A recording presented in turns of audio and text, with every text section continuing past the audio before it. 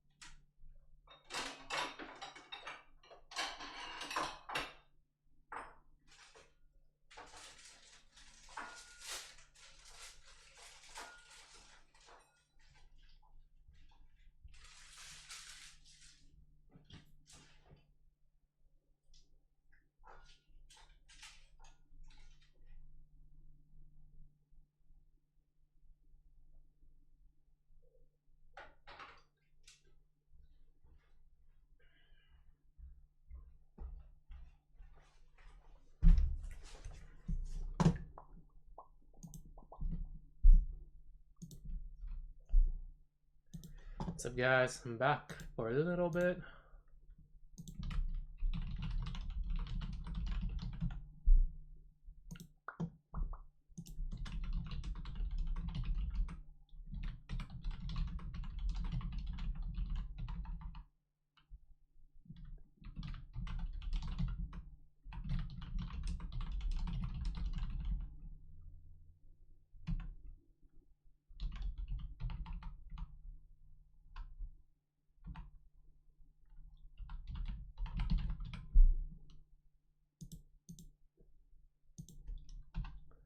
Yo, what's up, Aiden? What's up, Kenny? How are you guys doing?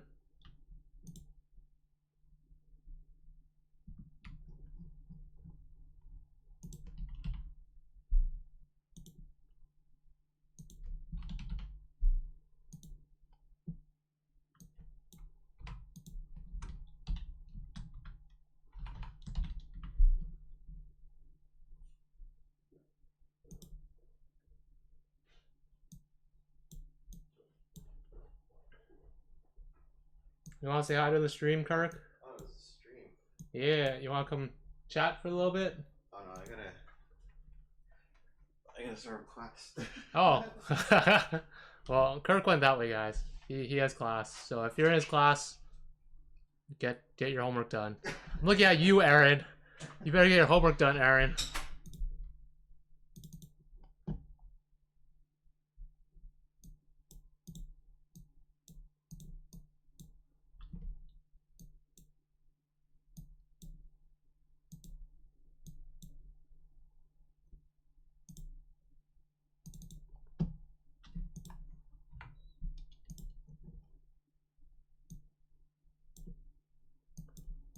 Whoop.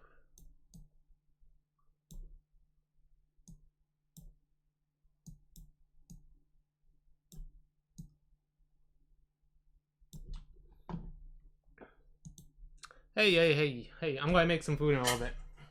Or right now, I mean.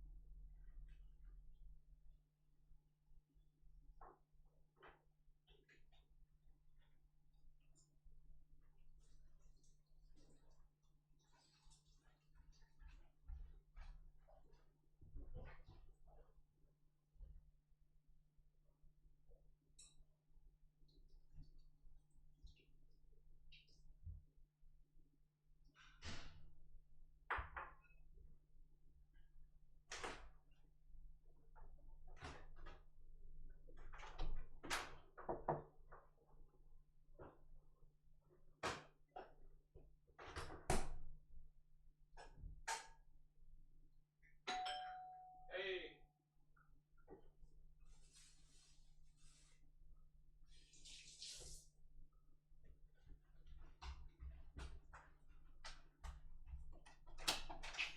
Hey, stream's already going. Not dressed up? I will be in a little bit. Just in a little bit. How's the drive over? That was easy. Easy peasy. Not too much traffic.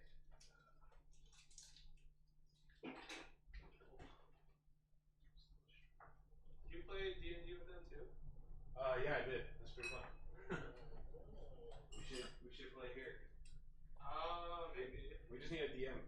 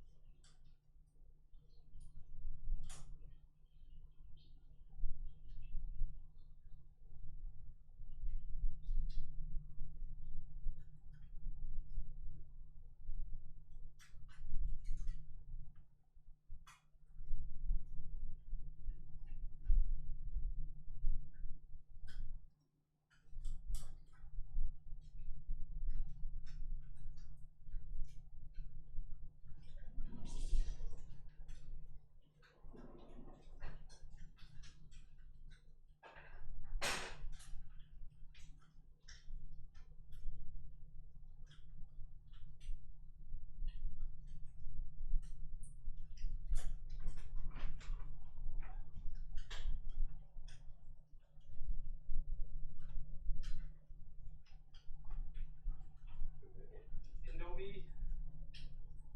What? What's it? The Indomie? Indomie? Oh, wait. Oh, is that the mise and...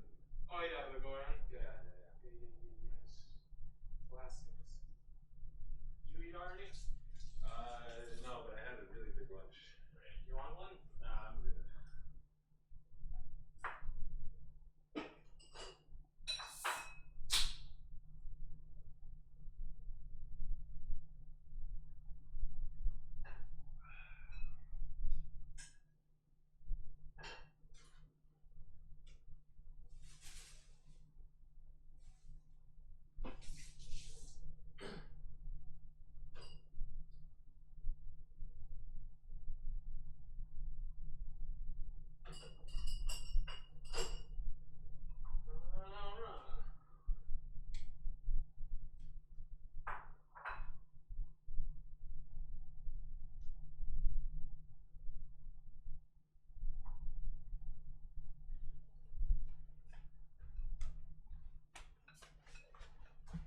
So you see, the hardest thing about being a wrestler is not really the wrestling.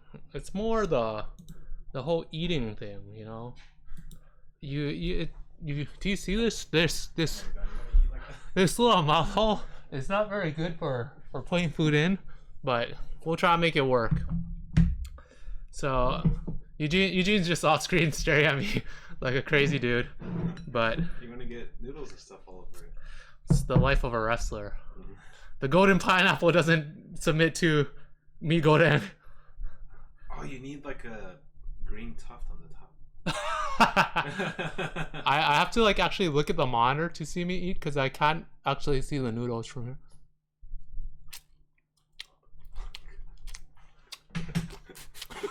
Alright, one more time.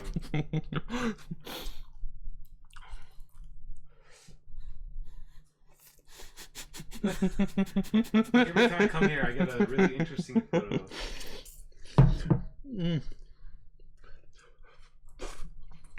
Last week's was in a shark costume. Well, it's not bad, but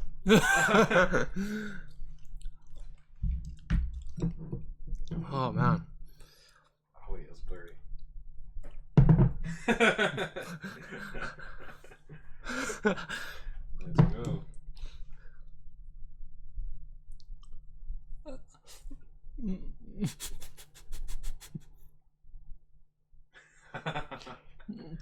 This one was a little bit messier. The first time was pretty good. Oh man, it's getting hot in there though.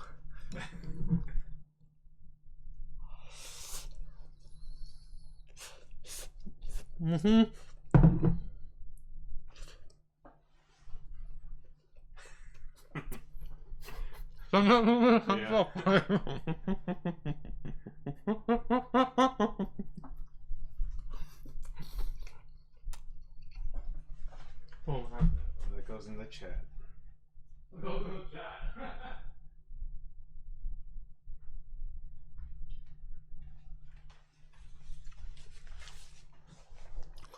Yeah, I'm not like a true luchador because if I was, I would never take off my mask on screen. But I'm a half luchador, I guess.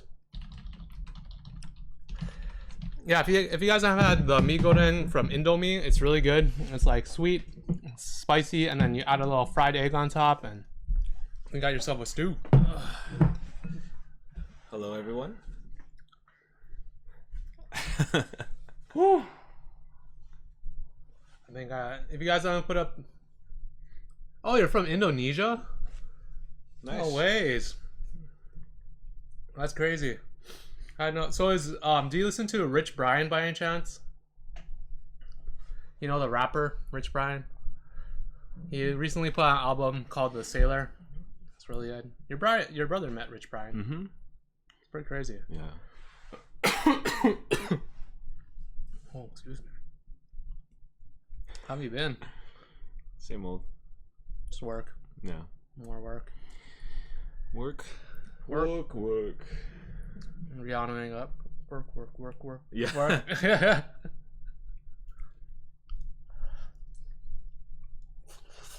man. I'm Minmeiz.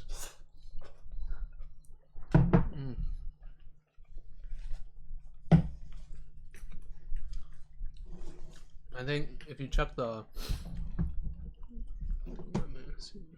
I think the files are finished downloading. Oh, why is it taking so long? Never mind. I lied. Download it individually. Oh. So what's the process? Do you usually try to get through all of it, or? Yeah, I try to get through all of them if possible, and depending on what I see, like I won't comment on everything. Sometimes it'll be more like shots, sometimes it'll be more like drawing. It all kind of depends. But I'll leave that up to you. You can choose whatever you want. Oh, let's see. Is it downloaded? Could not download. Why could not download? You're out of space. No, I should have enough space. Oh, there you go. Oh, that's right. My stupid computer's been really weird. That'll be fine. It's not opening in Acrobat. It was having trouble for some reason. When I open Acrobat, it gives me like an error message, so I have to figure out why that is. But if you just double click on it, I think it'll work fine.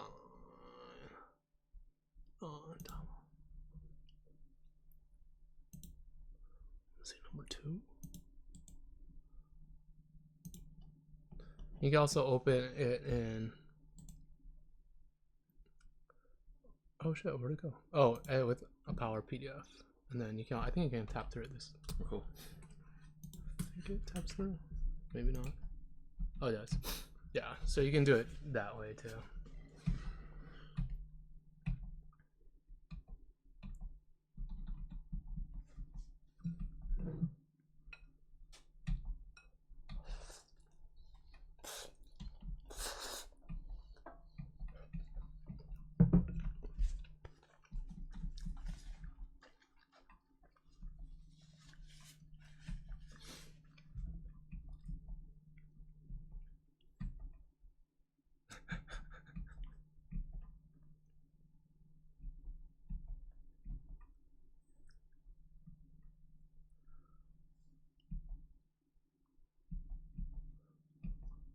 Yeah, if you have stuff to submit, go to my Twitter. There should be a link there. I'm going to update that right now, actually. Not the link, but just update Twitter.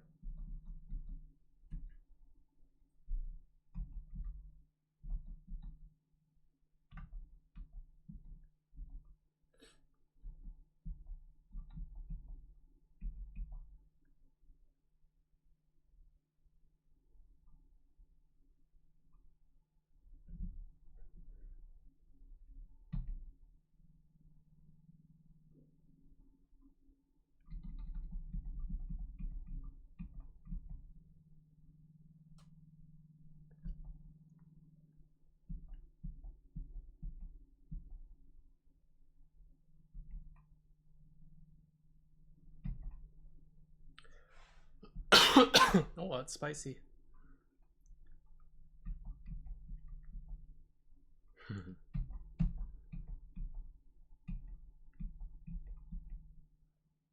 Boom. I think those are Lynn's boards, right? Yeah. Have you already seen some of these, or are these new?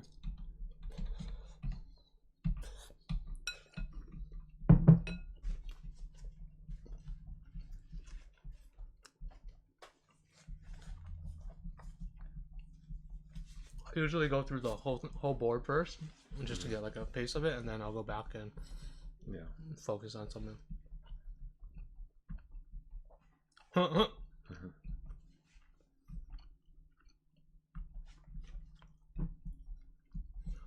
have you guys been?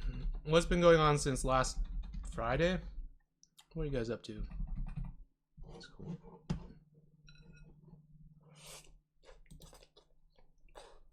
Should I just minimize this? Oh, click on that.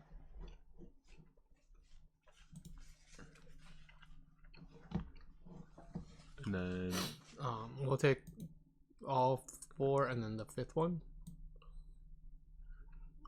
And then, oh wait, Lynn's too? Yeah, that one too. And then number 5. How do you select that by itself? Control. Oh, control. Yeah. This one? Yep. And then you can just drag it to the desktop somewhere.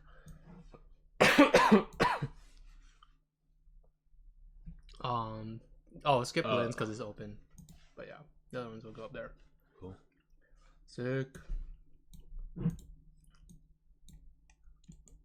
do you open it? You just did this one? Edit? Yep. Sick. Revising some old boards. Doing personal projects. That sounds good. You guys staying warm? Is it cold where you guys are? Or is it still pretty hot? In LA, it's still pretty warm for now. It's still kind of like that late summer, early fall weather where it gets even hotter for a little bit before it gets cold. My biggest gripe with all that is that it's just the sun sets too early in LA now. Like it sets at around like what, 5:30? No, 6:30ish. I'm just like, there's so much more living to do before it's time to go to sleep.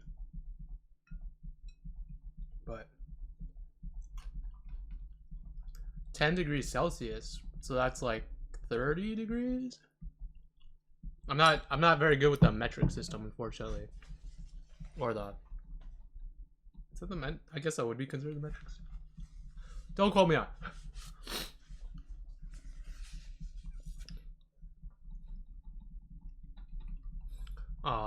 Same in North Carolina. How cold is it in North Carolina right now? I want to get something to drink. My throat.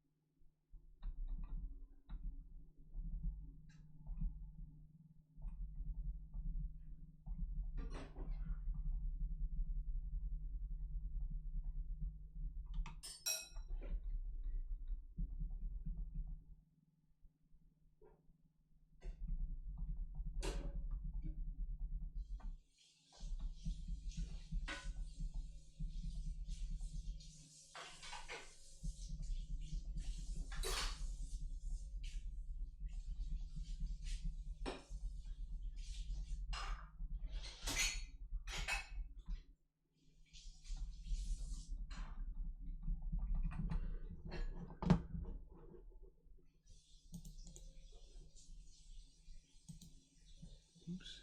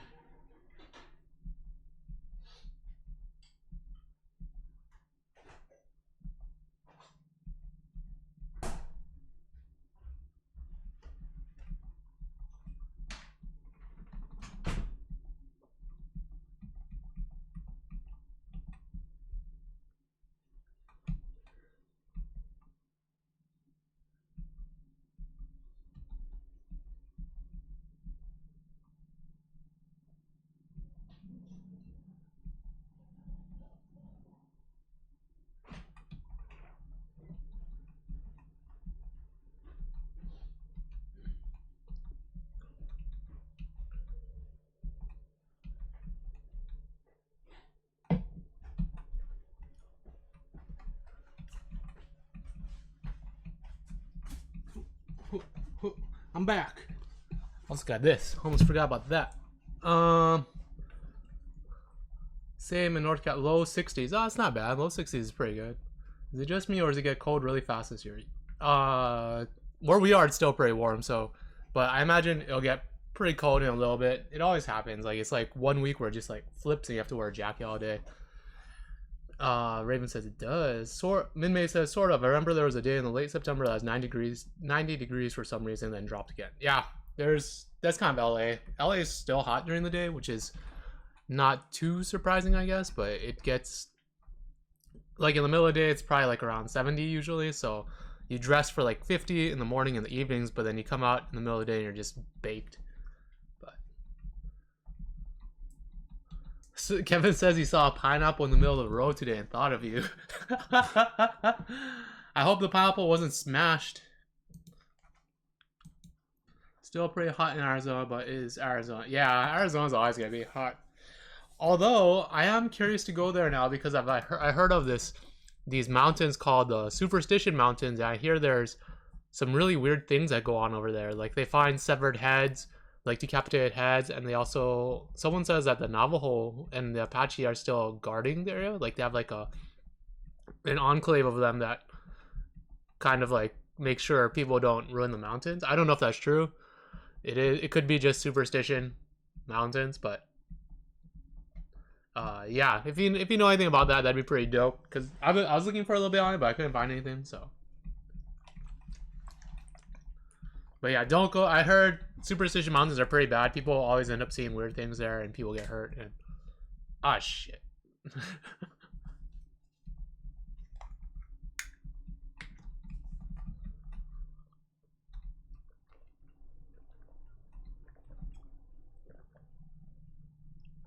Cursed Treasure. Ooh, Legend of Cursed Treasure. Halloween is around the corner. Yeah, it's next week, Thursday. I said I'd be here, but I don't think I will be. Straight from the jug. Kevin says, wonder how those Burbank stores that are open year-round that are Halloween stores last.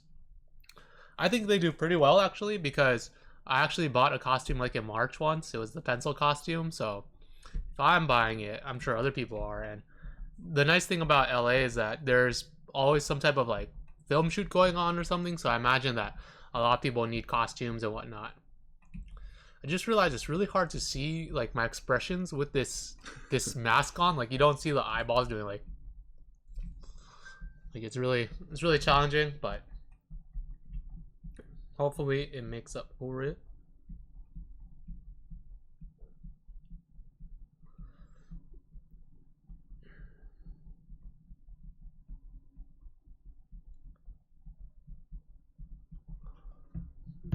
Yeah, people need costumes all the time. There is a couple of specialty costume, I guess, distributor.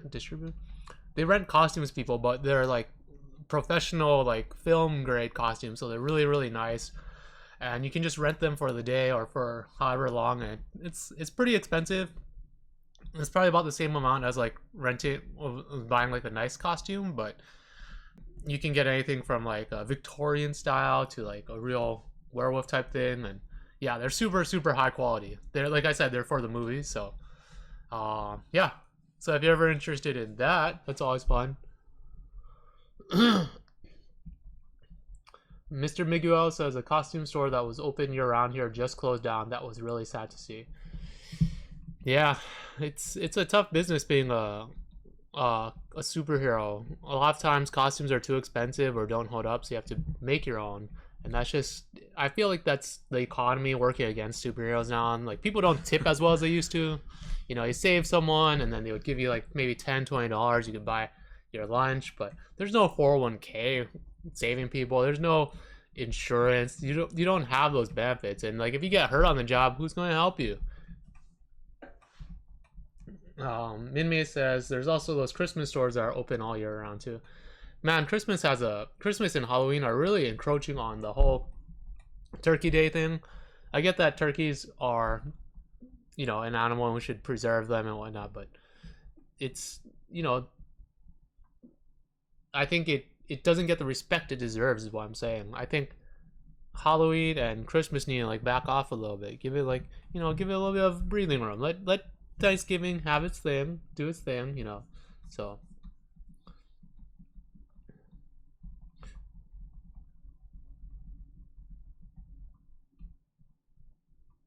let me move the camera a little bit so you guys can see a little bit more of Eugene. Oh, it's fine. We could focus on you. No, yeah, it's gonna be on you all night.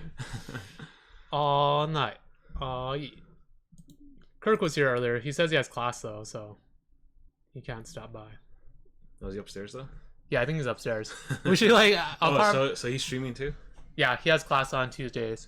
So part of me kind of like wants to go up and be like, hey, we're trying to stream down here. Yeah, keep it down up there. All right, 7:57. We're almost there. We'll wait until 8 just to let everyone filter in. Some cool stuff. Yeah. Yeah. Usually I don't look at it until I start, just so I can be surprised. Oh, okay. But I guess I kind of wanted to be like thinking about it already because this is my first time. No, it's not a problem. It's all good. You do you.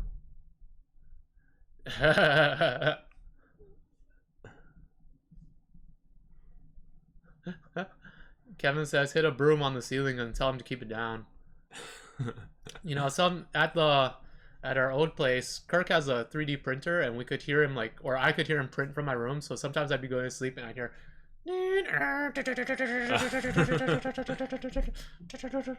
It was actually kind of soothing. Like I would just kind of pass out because of the sound of it is very like rhythmic. It's like and just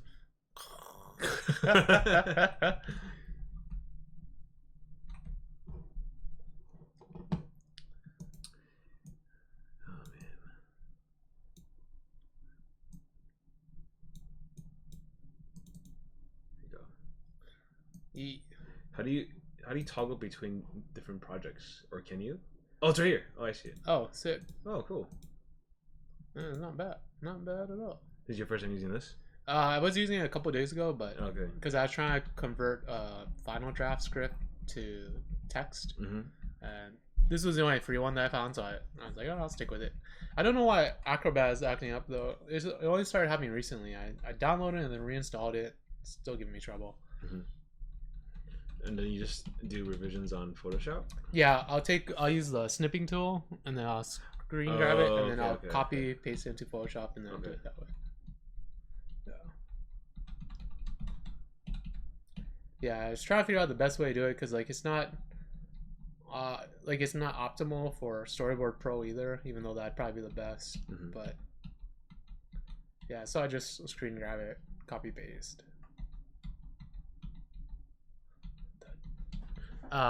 Kevin says his little printouts for his anatomy class look cool. Yeah. Oh, speaking of printouts, 3D printouts, there's something else that's really cool. And then I'll show it to you guys and then we'll just start. It's about 8 o'clock.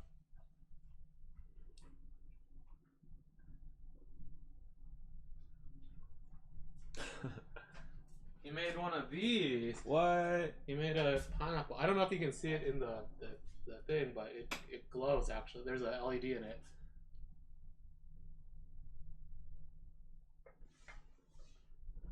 Yeah, look at that bad boy. It's pretty cool. He made this? Yeah, he printed it. Oh! He designed it, printed it, and then bought the LEDs for it. So pretty dope. Well, you just sell this while it's while pineapples are still hot. Yeah, that's what. Well, what are you trying to say? They never go out of style.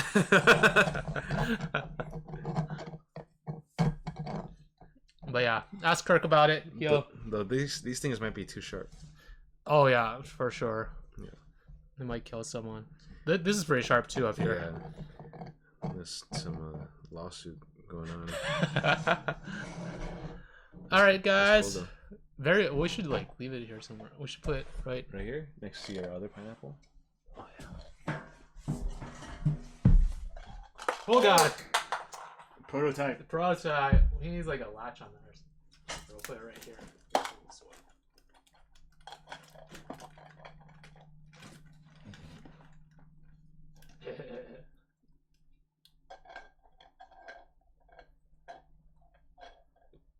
Come on, pineapple. Be like a rapper and lean back. Or we can. There you go. Oh, there you go. That works. Yeah, that's perfect. Is it in the camera? I think so. Oh, I guess it's lagging behind. Yeah. Let's see if it's on this one. Yeah, it's good. Well, my head might be blocking a little bit, but it should be fine. Yeah. Oh, my eyeball. All right. It is 8 o'clock, and I'm okay with Hawaiian pizza. That's a whole another discussion for a whole another time. But I hate pineapple on pizza. No, I was kidding. I love it. It's not bad. I like it. I mean, I don't see the problem, but I guess it's pretty 50-50, right? Yeah. Or like, I don't know. It only bothers me because Hawaiian pizza wasn't made in Hawaii. Oh, that's right. It was made in Canada. Canada, those goddamn northerners. I'm looking at you guys. Welcome back, Eugene. You could have been anywhere in the world tonight, but you chose to be here. This is where I would like to be. So, and thank you for having me back. Should I throw this over here, or should I keep it here? You can put it on this side or the other side. It doesn't matter. It might be easier on this side. That way you can just like tab back and forth between the different. Got it. So as always, we'll start off with a joke. Lunch joke. Oh wait, it's blocking your. Oh yeah, you can just scoot that over then, and then you can pinch that down. Okay. While you do that, I'm gonna look for it.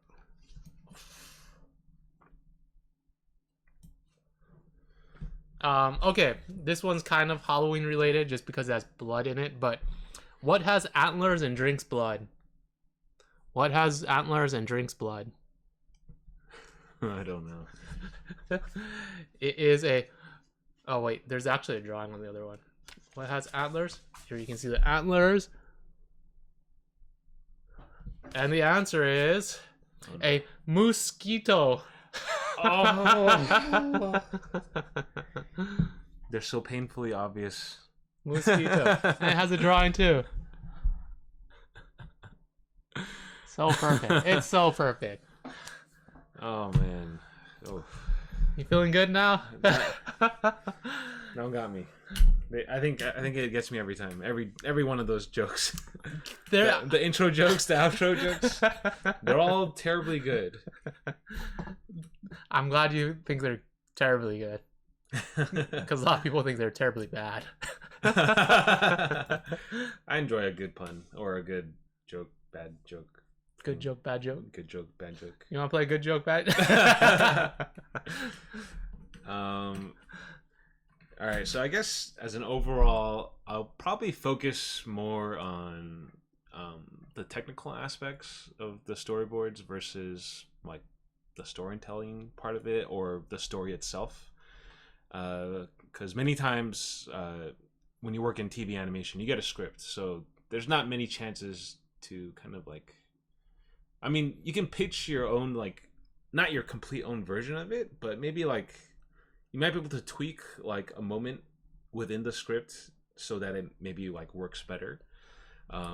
So that's what I'm more used to anyways. I'm more used to working on a more technical basis, like what's the best way to translate words into actual storyboards. Because I know feature is a little bit more different, right? Like, I mean, I'm not super familiar with feature, but like I haven't really done too much of it. You basically get an outline, right? And then you board the outline, and then it's kind of like your idea at the same time, but it's a little more flexible. You can kind of change the words, you can kind of change the beats and whatnot, as long as like it gets the right feeling across. I guess they're okay with it. So cool. Yeah. So yeah, I guess that's just a little preface to all this, that I'll be focusing more on the technical side of things, like framing, I guess angles, drawings, more so than storytelling. I'll probably like go into that a little bit, like if there's a way to tell this better. But the actual story wise, I'm not going to mess with like your actual story or anything. So that sounds good to me. Yeah. How should we do this? You just go to the other screen? Yeah, go to the storyboard reviews. So I guess I'll start with Lynn's because that was open first. So yeah, they're all numbered 1 to 5. Huzzah! The Dragon Tamer. Woo! The Dragon Tamer. So you literally just scroll through it. Yep. One go. Yep. Oh, you might need to click back on it. Shit. Okay, here we go. Dragon Tamer.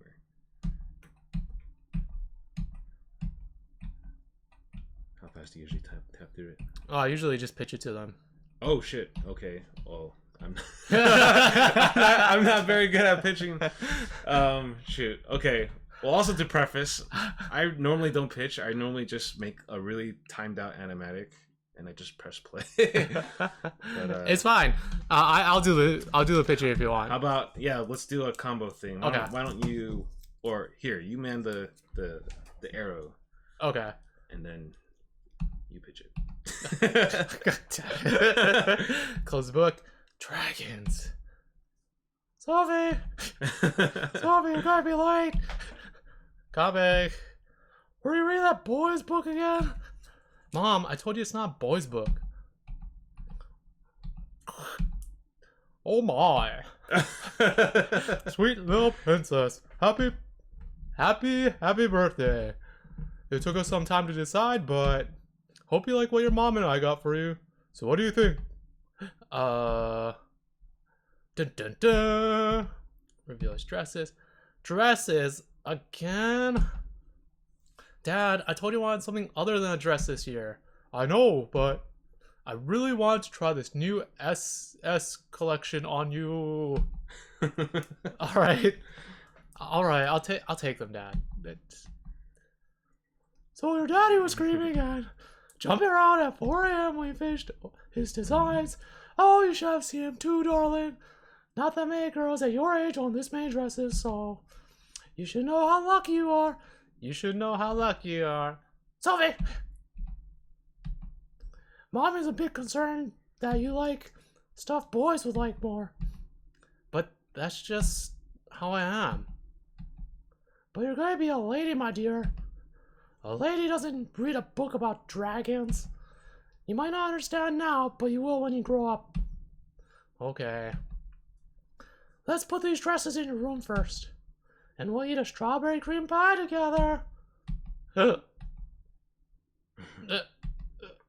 strawberry cream pie. What's the matter, Sophie? Sophie? Seriously, what is wrong, dear? Did I just see? But how? It's real? What? Okay, honey, my arms start to soar. Wait, no, Mom, stop being silly. Stop being silly. Mom! Alright, Mom! I get confused. Kaya! Oh dear Lord, honey! Honey! Get here! Dragon? Mom, Seriously? What the freak? What's up?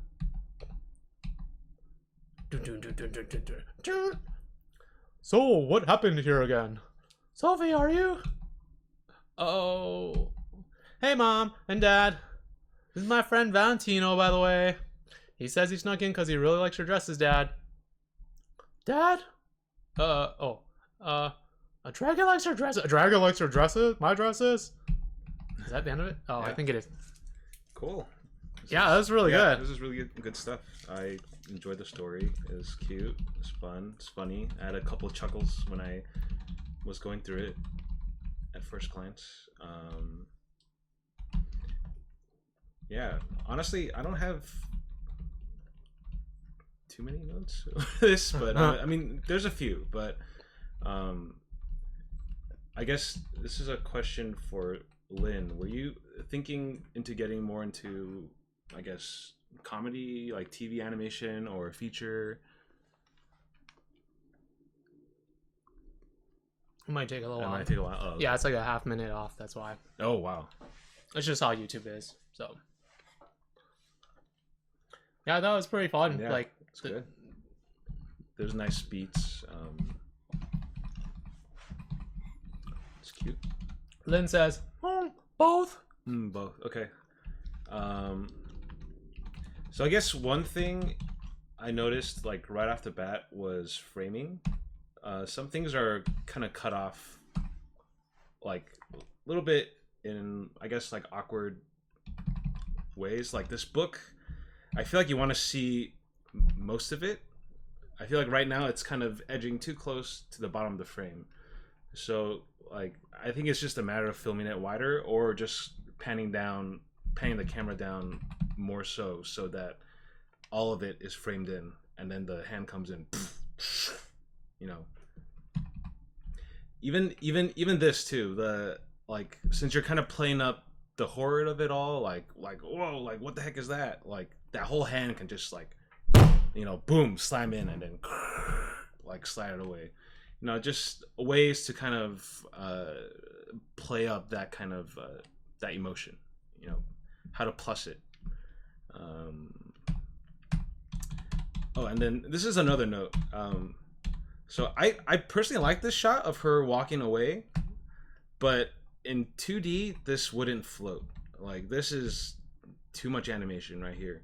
I mean, I guess even you didn't pose it out, so you can probably tell that, you know, this might be pretty hard to animate. 3D, I think it's more possible because I think that's, I mean, I'm not saying it's easier to animate in 3D, but I'm sure it is, right? Like I would feel like doing something like this in 3D would be better, and you could pull off this shot. 2D, I would probably like see this, turn back a cut back to, okay, so she turns here, right? You see the mom, and then the next shot for me, I would cut back to her mom's, almost not her mom's POV, but if the camera was behind the little girl, and then you see her place the book down, and then she walks off screen. That way, the animators don't need to draw all that animation of her walking out the door. And then you can still play the same thing where, you know, the camera's, you know, slowly drifted in on the book, and then the claw slides it back out. You know, so it's just a matter of adding a shot just to kind of ease an animator's life, and it would ease your life too, because you know, if your boss was like, "Hey man, like there's not enough poses here. Like I want you to draw of it." Oh man, you would have to draw all those poses too. So I mean, it's a win-win situation. So if you're focusing in 2D animation, like that's stuff to think about. Okay. So I like this cut. This cut was great. Took a nice bridge into the next scene. A nice, you know, extreme close with the dad. A lot of energy. Like, oh.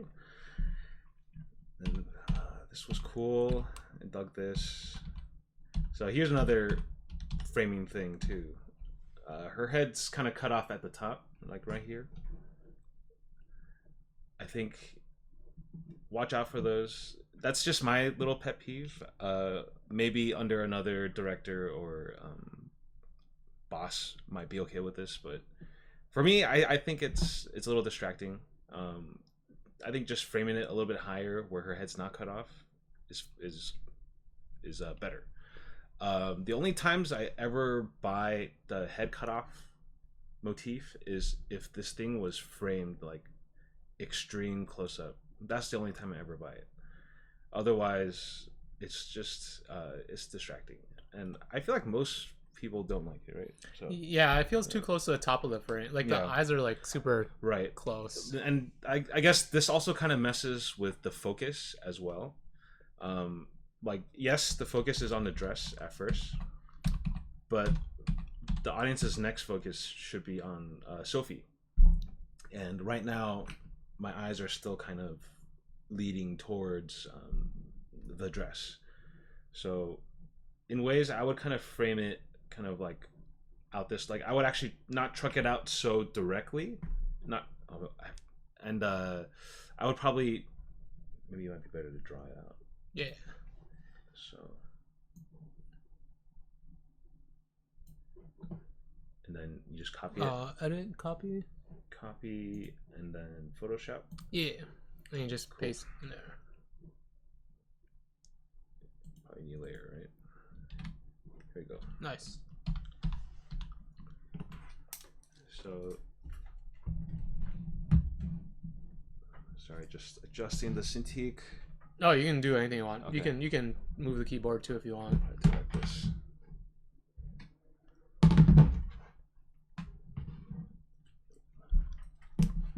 So I always think this is the grip. Yeah, I did it to my work pen too, where I just took it off. Man. So I got Papa Steve, the innovator. yeah, the Cintiq pen hacks. So I guess originally it was maybe yay close, right? I would probably pull out so she's a little bit more in focus. I mean, like, this is fine to me, you know. If you want to keep this shot, by all means do it. I would just like to see it you know, a little bit higher so you can see her head. Then I forgot, she had like a little bun thing, but anyways, I think she has a bun, right? I think she does, yeah. Okay, like this I don't mind too much, like if the bun is cut off, but the forehead, don't cut off the forehead. But personally, I kind of would like to move her screen left a little bit more, so I'd almost film her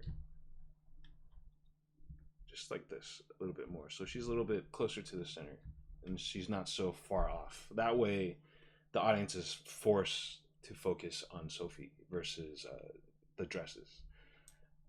So yes, dress first, adjust out.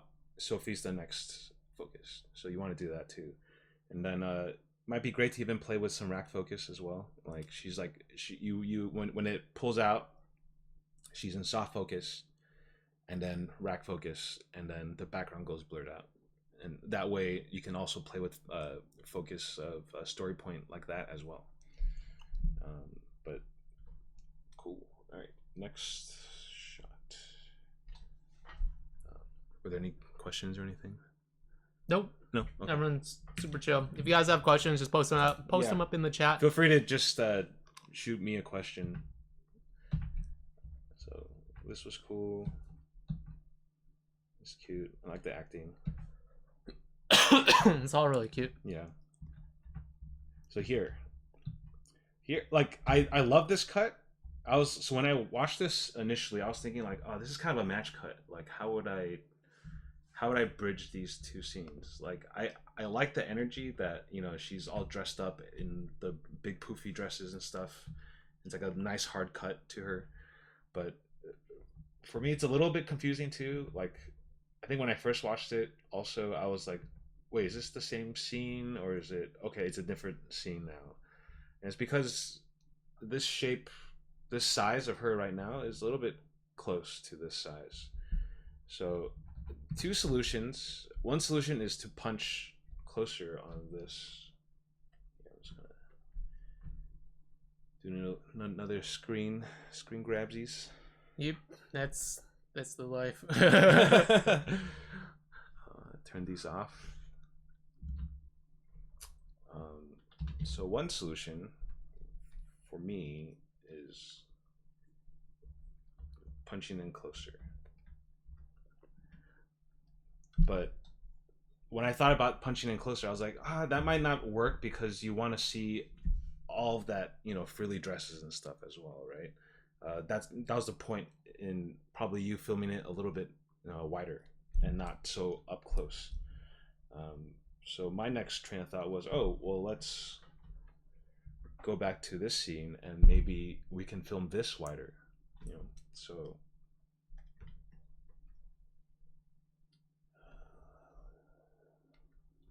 let's see, copy.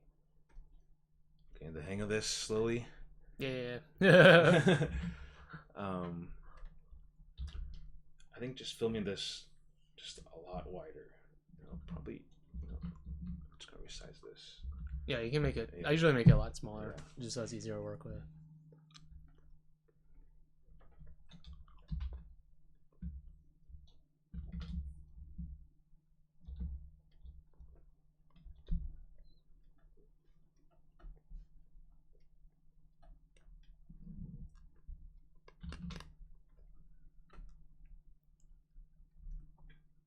I mean, watch this tangent here. Obviously, I would resize this where his feet's not directly on the frame. But you know, just filming it wider. The mom's here somewhere, right? I'm not gonna try to do a nice drawing, but yeah, see how this, if you cut this shot into this next shot, it wouldn't be as big of a jump cut anymore, right? That way you don't get that that sense of jump cut. So that's one thing to watch out as well when you're cutting from scene to scene, especially if it's the same character. Try to watch out for jump cuts where they're literally the same proportion in the frame as the next scene, because it's very disorienting for the audience. But I mean, I love the idea though. The idea is great. The cut idea is lovely. You just got to watch out for the framing. So this was cool. Dug all of this. So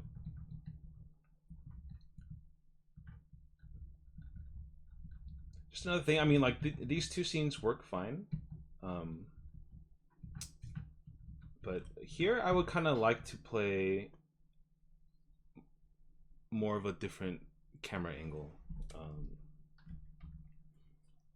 So like here, it's kind of like Sophie's kind of opening up to her mom about like, you know, how she likes dragons and stuff like that, and none of the ladylike stuff.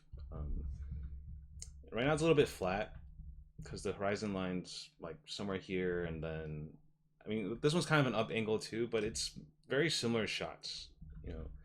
And I think a way to kind of break this up, or how I would break it up, is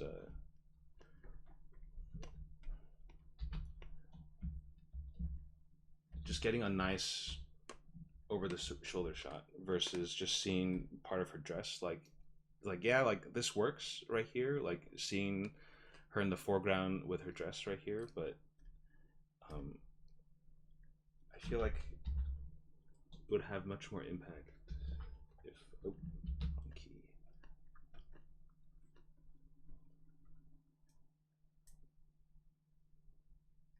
If this was Sophie, right? And then I mean, shoot. And then this is the mom. I forget if she has a bun too, but something like this, you know. I'm not gonna try to make a good drawing, but the idea is just trying to get this connection between Sophie's mom and Sophie herself, and getting this nice kind of like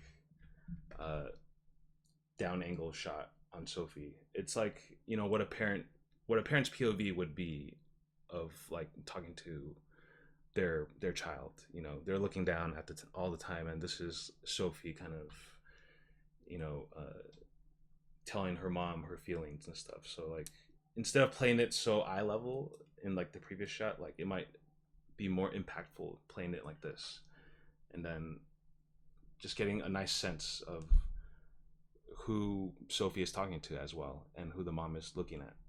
So when you cut back to the mom, the next shot, I think it's a little bit more impactful as well.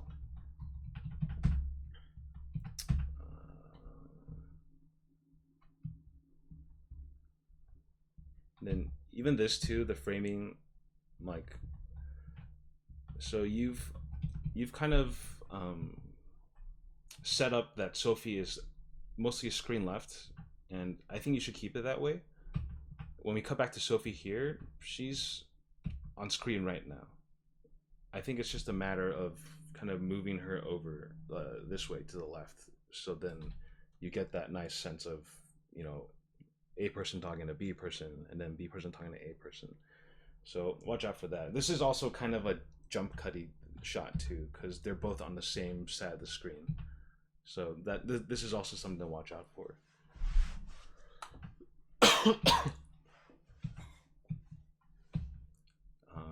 I love this. This was great. Cutting to inside the room.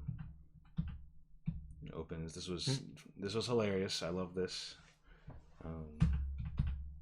The kick. This was nice. I like this. This was great too. I really like this shot. What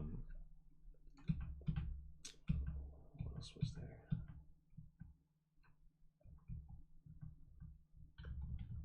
Yeah, this like idea is great. Compositionally though, I would almost want to film this more, just a little bit wider, so you get a bigger sense of the room. Right now it's feeling a little bit flat, like you're not seeing much of the floor or like the mess. I mean, like I get it, you know, but I feel like all right, I'm just gonna screen grab it.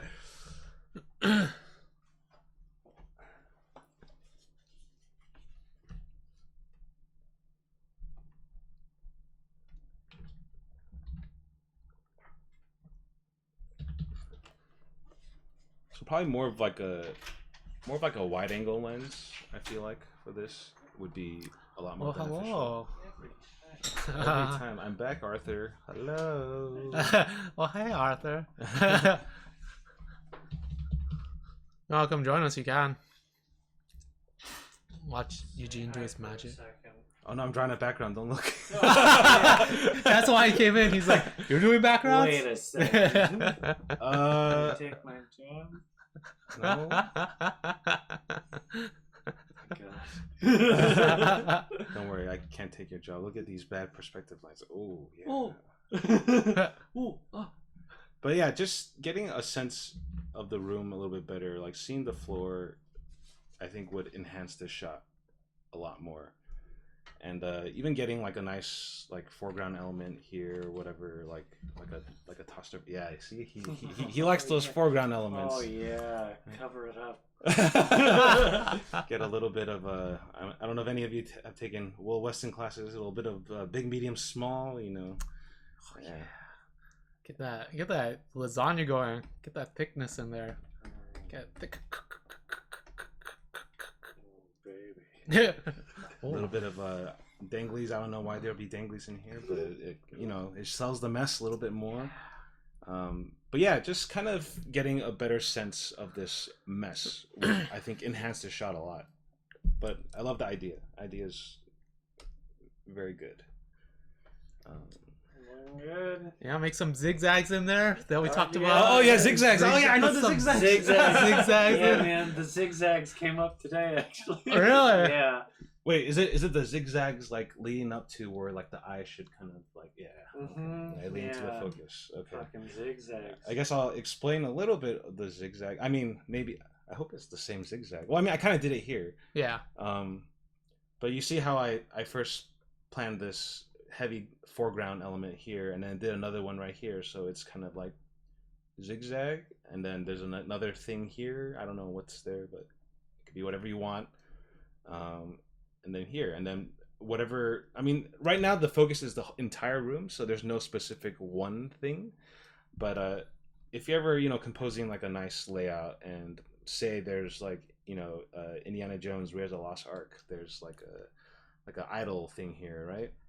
Like this zigzag, I mean, you're not drawing the exact line, but by setting up the objects in space in zigzag formation will automatically direct your eye to the idol in the middle, you know.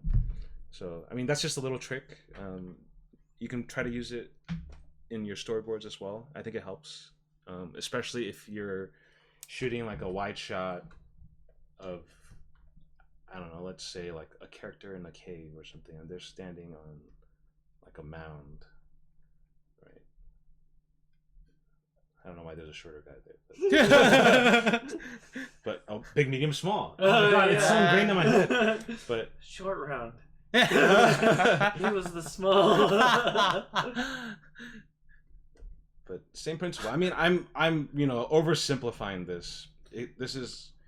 This shouldn't be taken so literally, but Copy it, guys. Clip this. Put it on your. Put it everywhere. Hot takes. Hot takes. I'm sure Arthur has more sophisticated techniques, but It's looking pretty stalactite. but yeah, you Technically, see they're like stalagmites, but- this, and then this, and then this, and then oh whoa, there's two guys there, like. Yeah, anyways, I don't want to get too deep into that, but there you go, guys. A quick tip on composition. It looks like they. Giving it all away. Sorry. Yeah, this isn't how you compose a composition. It's wrong. Don't listen. Yeah, I'm gonna go into work tomorrow. Hey man, we fired you and hired someone from Dwoo. They knew the zigzag. The zigzag. I don't know what to tell you. It's all about the zig and the zag. Drive into this. Oh, okay. You gotta zig if you're gonna zag. Um, Yeah, check out the stream with Arthur. He talks about zigzags as well and triangles and. oh, triangles. Yeah. Triangles, yeah. Did we go to the same school? You know, zigzags practically are triangles. Oh shit. You're right. And those stalactites, those were triangles too. That's right. Oh, God. I was drawing a triangle the whole time. You were the triangle. Um, Oh, good luck. Looks good. yeah. See, Arthur. Yeah. See, all you have to do is summon Arthur's drop background. He'll show up. But yeah, I thought all this comedic timing, this was great. Lynn, you have a great sense of comedic timing. I think if anyone is looking for any inspiration, this is good. This is great to look at. Yeah. So back to composition though. Same thing for this shot. Exact same thing. Like I probably put her a little bit smaller than this, and then just film it super wide. So you just find her in this mess, and then that's where you can throw in the zigzags. Yeah, zigzags. put those layers there, things in front of each other, and have things pointing at her. So I focus your eye on her. Exactly. So so a good much- composition would also, I think, make you stand out above the rest of the storyboard artists as well. Yeah. Oh, Lynn's here too now. Hello, Lynn. We were just talking to Arthur. Arthur. About backgrounds. Oh. What? If you guys want graphic design tips, Someday. yeah. Lynn's the one to go to. Actually, Arthur has some graphic design questions for me. Up here. Oh, Oh. uh-oh. I'm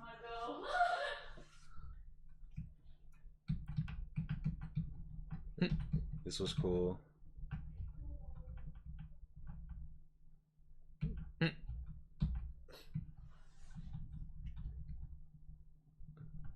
Wait, hold on. Is there a screen direction? Oh, no, that's fine. Yeah, I thought the rest of it was great. It was really funny.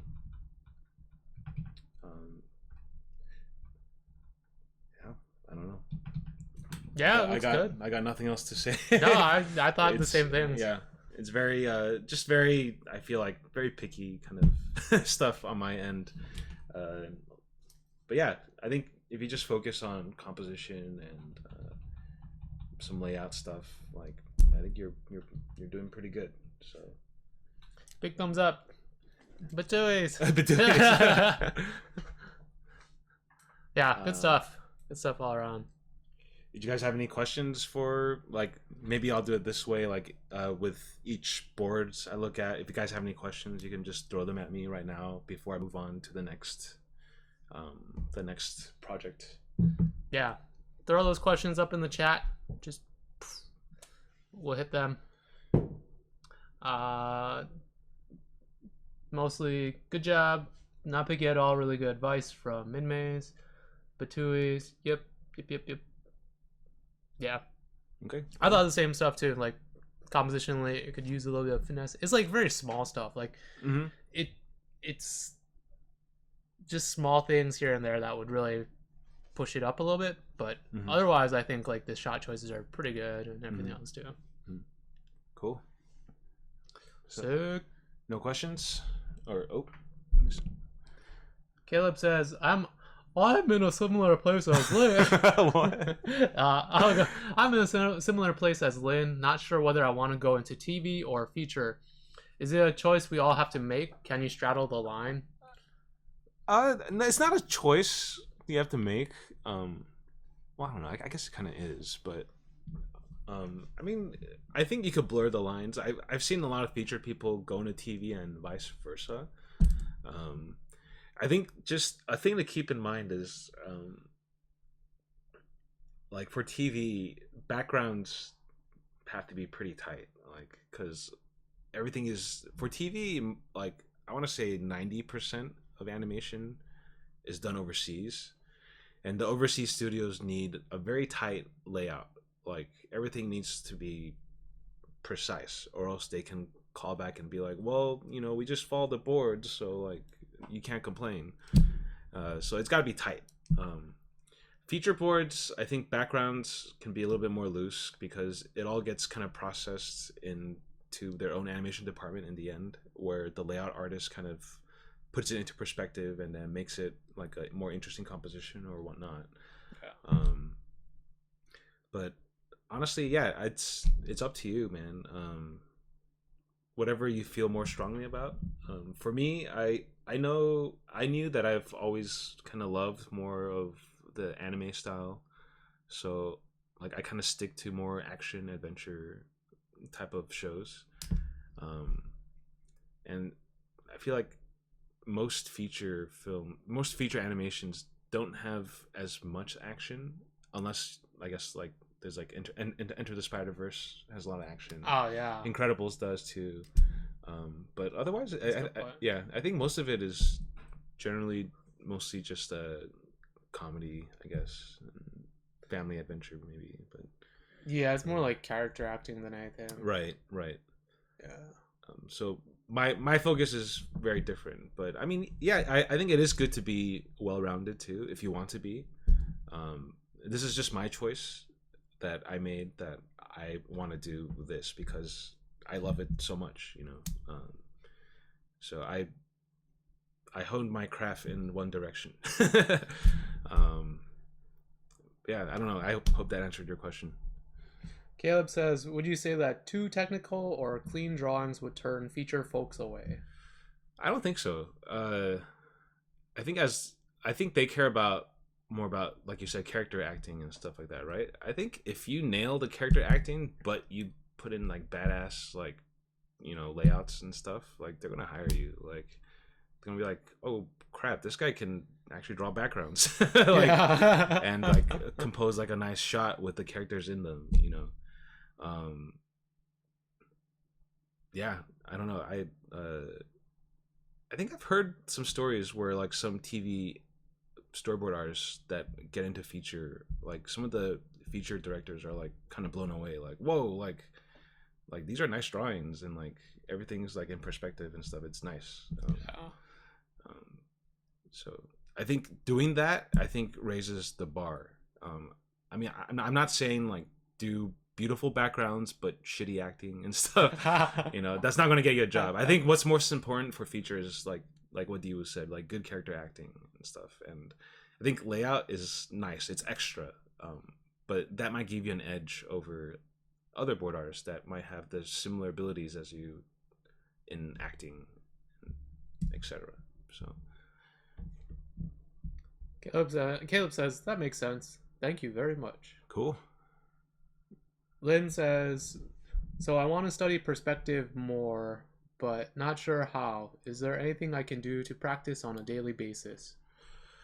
I think it's,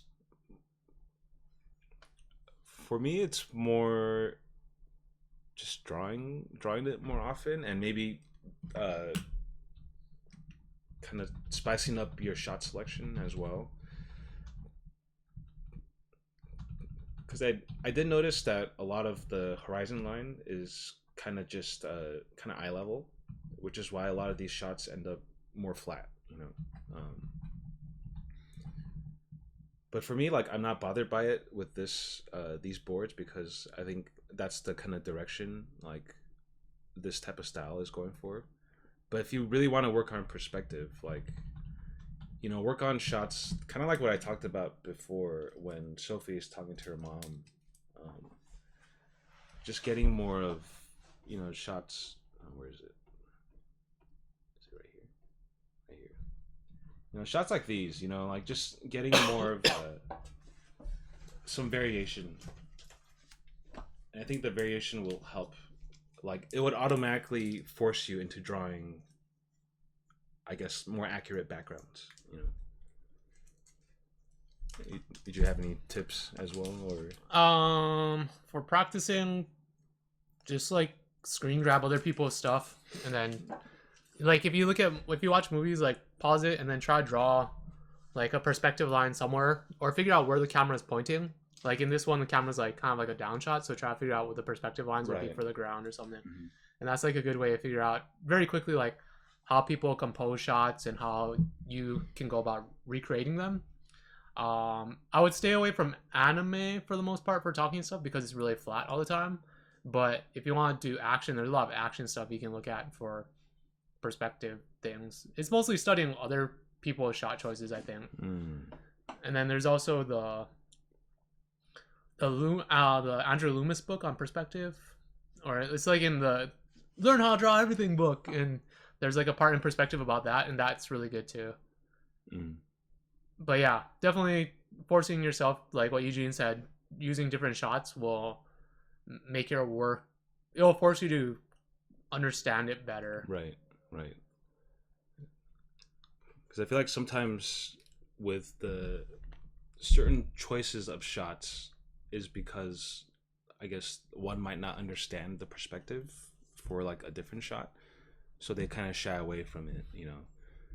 I mean, I'm guilty of it myself too. Like, sometimes I just can't draw a character in a certain angle, so I just don't film it that way. You know? There's probably an easier shot to film it in, but yeah, I don't know. She says, I see. Well, if you really want to study anime, though, Cowboy Bebop.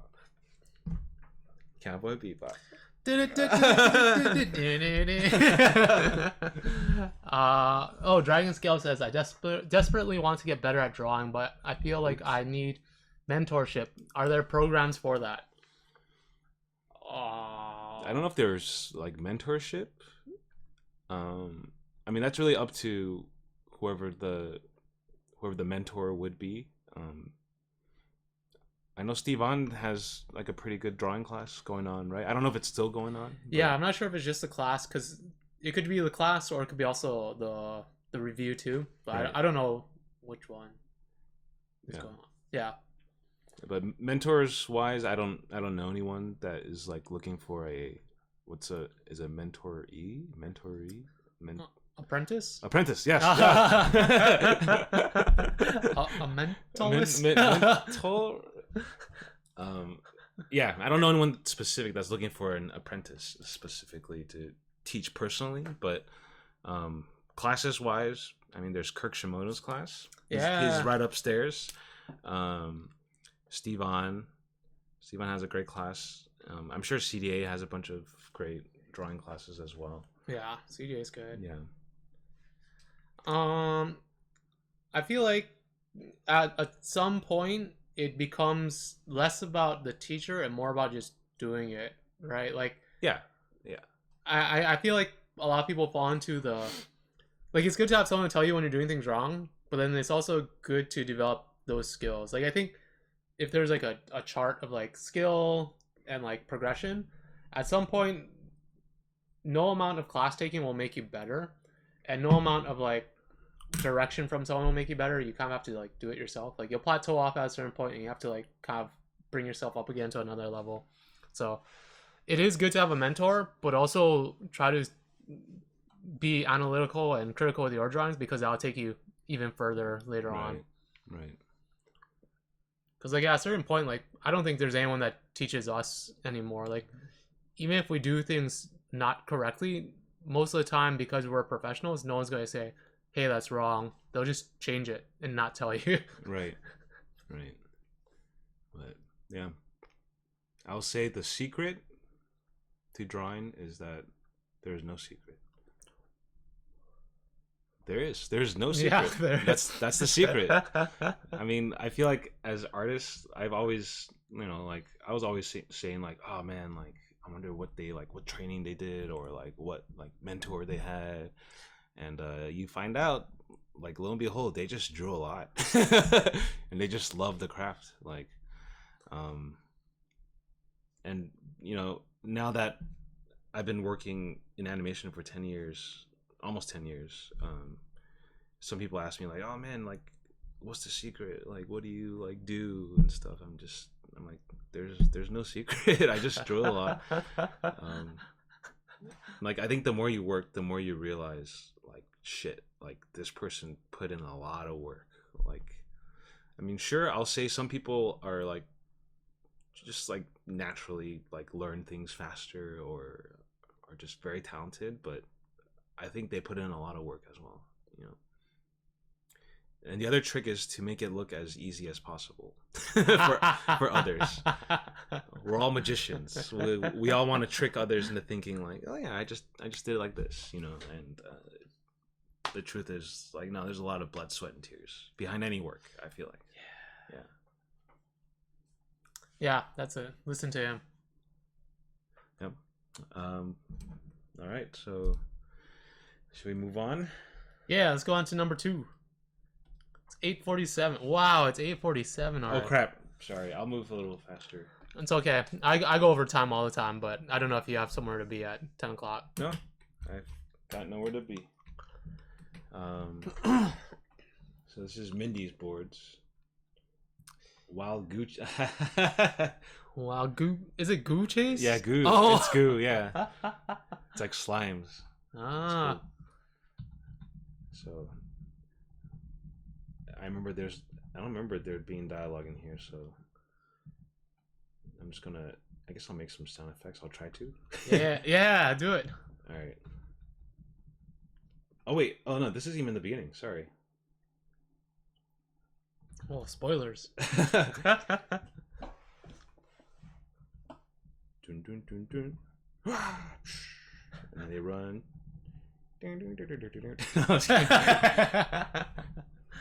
Yeah. As you can see, I'm not very good at pitching like Dwoo, but No, I'm not. But Dee was supporting me by laughing, so I appreciate it. I appreciate it. It's a good tip. Good tip. It's cool. Zooming past some rocks. See a scoop. Huh? That was a very good sound effect. The Naruto like yeah. Oh.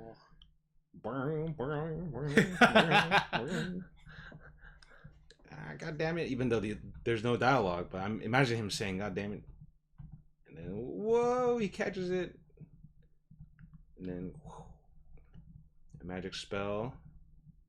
Very cool. Whoa. Pan over to the ninja. And then what is this? Oh, it's another net. Oh, he's got it this time. I'll throw it into a pot or a cauldron pot to get experience. How much was this? Oh, quest complete, but it's why is it backwards? Oh, is it because they're looking at it? I see. And then what's going on? Bruh, boss. Anime scream. It's cool. It's cool stuff. Fun little action segment. I dig it. I love RPG fantasy stuff, so this is fun to look at. I love the goo stuff too. Cool idea. I guess I will go through. Let's see, how should I tackle this?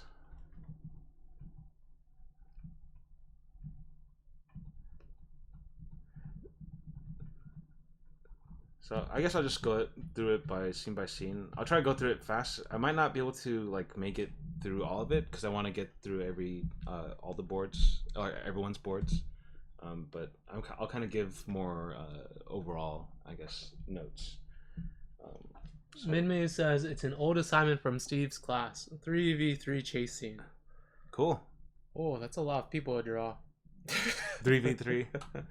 Well, Mindy was smart and she had goo instead. That is true. Yeah, I would definitely do the goo. That's the smart thing. That was a goo one. Yeah, pretty slick of you.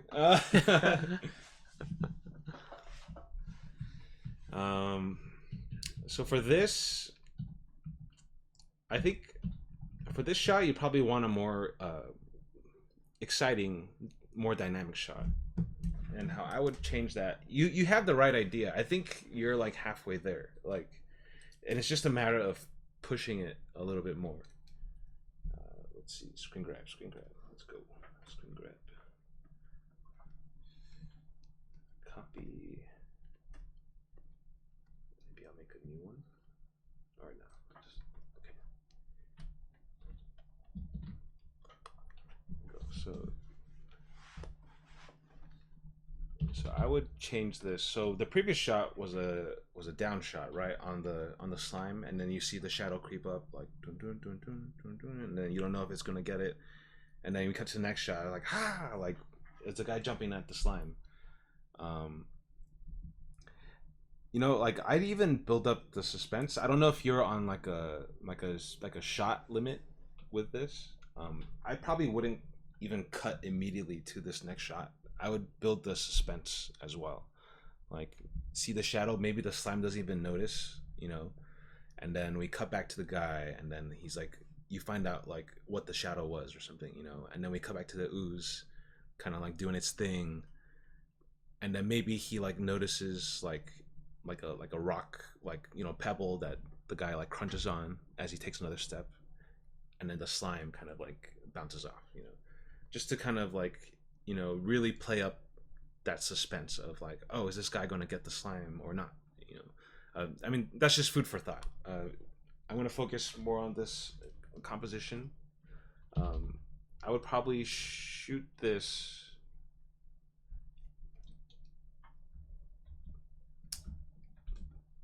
more of an up angle, you know. So if literally, I mean, 2D, we do this a lot where we put the camera in the ground and then the slime's like up here, heavy in the foreground, and then the guy would be back here like this.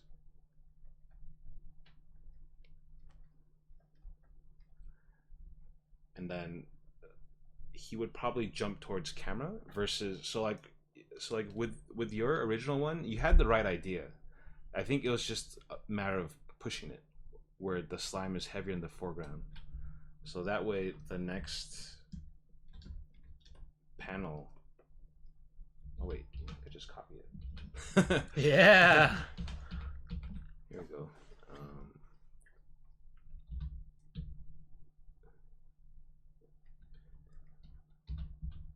Thinking smart.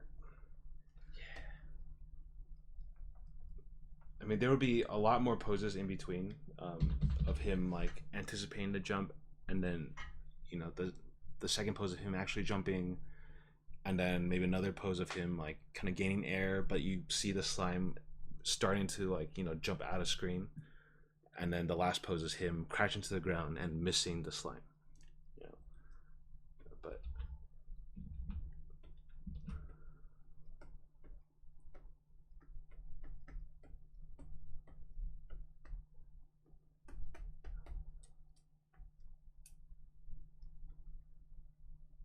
so this would be the really last shot, you know.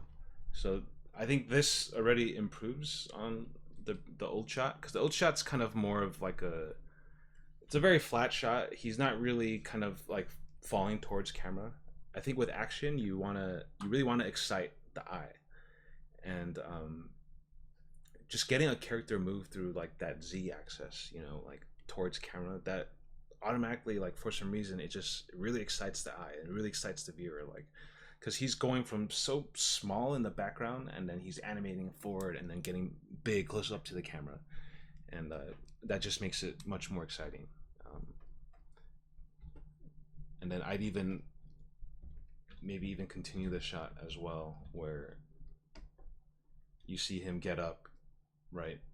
Imagine in between poses, but you just see his leg.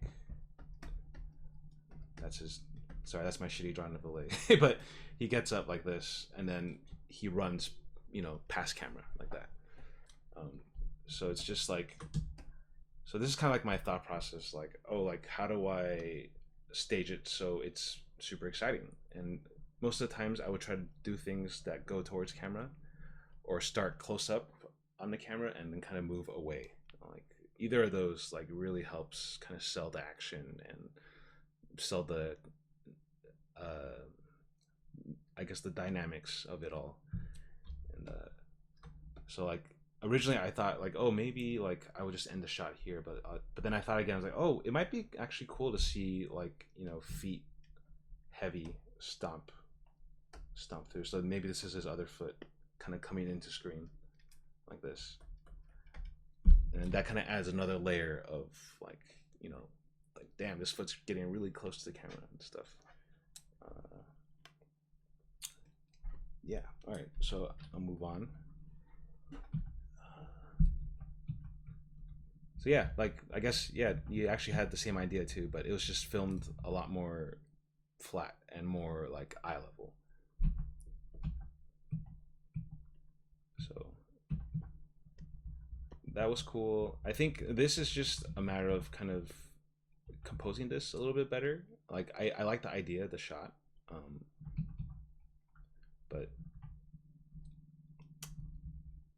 I'd probably shoot this maybe even wider too, you know, just to get the sense of this cave, the wideness, the emptiness of this cave. Let's see. So this might have been a good chance also to introduce the fairy, kind of like what you did later. I think you had him like catch the slime, and then you see the fairy's shadow like kind of go over him. Like this also might be a nice way to kind of segue into the fairy, instead of just cutting to her. So as he's like running by like this, maybe she like, you see her fly this way or something, like, and then we can cut directly to her, and then that way that's like a nicer transition, you know. So this was cool. And so like this too, like great idea. Like I kind of love her going through the are these stalagmites? Tights. Tights are on top. Okay, and then okay. Mites are on the bottom because they're mites. That's how I remember. Okay. That's why Arthur was wrong. No. Yeah. So stalactites. Yeah. So I like the scene with the stalactites. It's just also another matter of pushing this as well. That's always tricks me. Stalactite dope. Stalactite dope.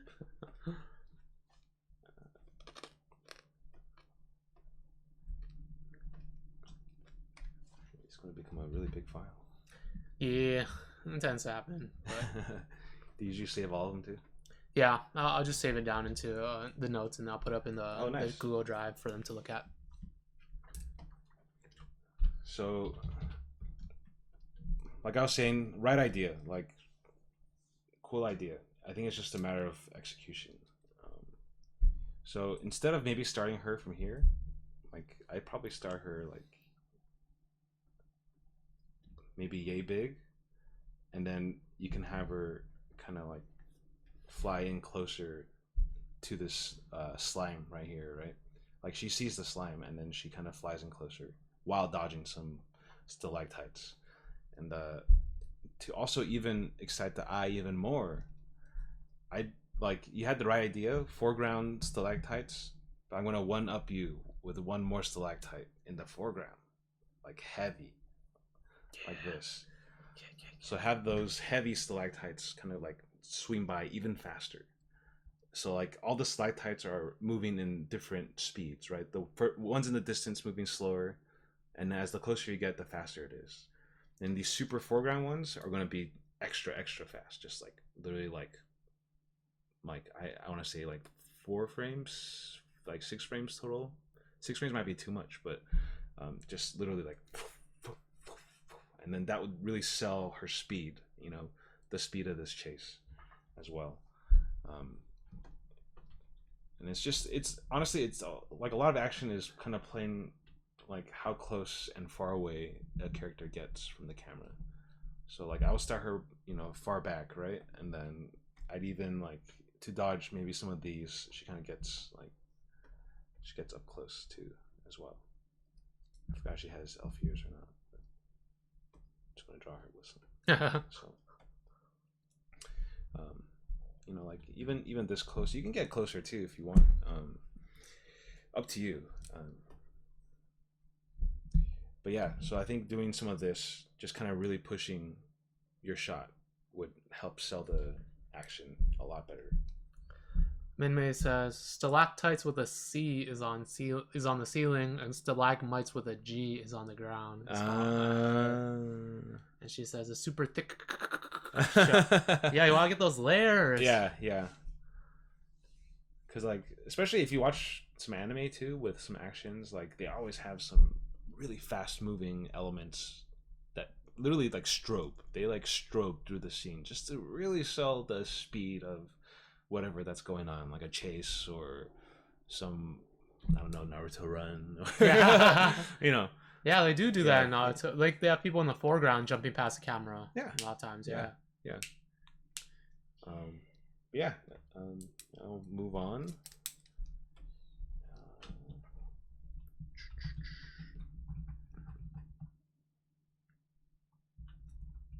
So here, like, this might be a good moment to play with rack focus as well, and maybe not have the ninja jump in as like this soon. Like they're kind of coming in at the same time.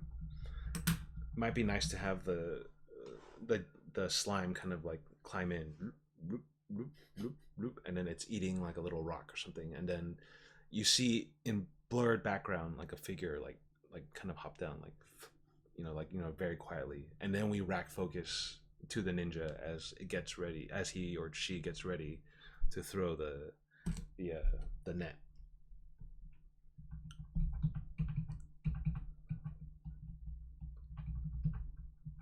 And then this was cool. I guess since it's like a goo shape, it might be fun to play with different kinds of shape with this, like to kind of see it struggle to like get out, you know.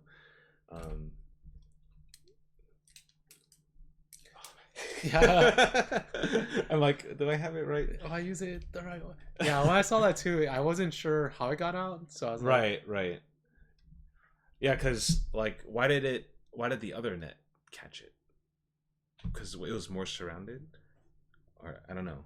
I don't know. Because I was thinking like, oh, there might be fun ways of it getting out by like it separates itself into two or something, and then it kind of coagulates again into one. Yeah, that's what I was thinking too. But then it would defeat the purpose of the other net, because the other net is also a net, so it would be able to just cube itself out into tiny cubes and then also come out. Anyways, I'm thinking too much. I'm thinking way too much. I will focus more on not so much the story, like I said. I'm gonna put this in the fridge real quickly.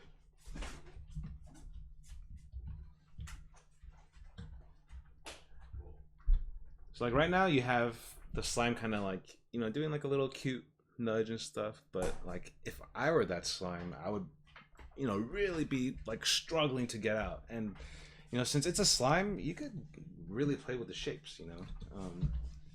Like, you know, literally like just like, whoa, go crazy. Like it's like literally like squashy and stretchy, and like this is a great moment to also flex your, you know, very your, I guess, your animation skills, like your fundamentals, you know, because it's such a easy shape to draw, but if you can really sell that squash and stretch, like it'll look good, it'll feel great, you know. So just a little missed opportunity, you know. When you're doing your boards, like you always want to think of how to plus your idea, you know. Whenever I do draw boards, I'm usually never satisfied with the first iteration that I draw.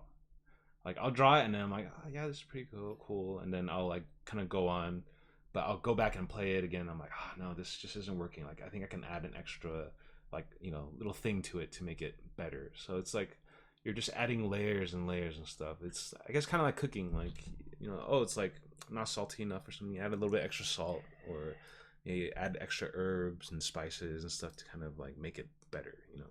It's always kind of layering more and more on top, but also not going overboard either. I think there's a fine line, you know, that you can walk between it being not very exciting and just way too much. Like sometimes some people overboard it and it's just like, dude, you like, great job, but this is way too much. Like you're overselling the scene than what it should be. So keep that in mind as well, you know.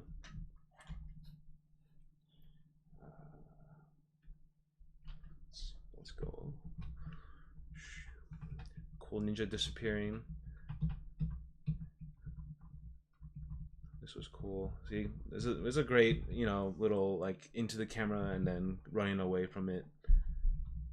Oh, I guess another thing you might want to play with is actual camera movements and stuff.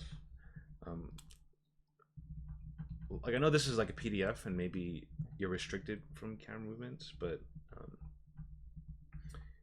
it'd be great to kind of see some nice kind of like truck outs and stuff, and like, or truck ins.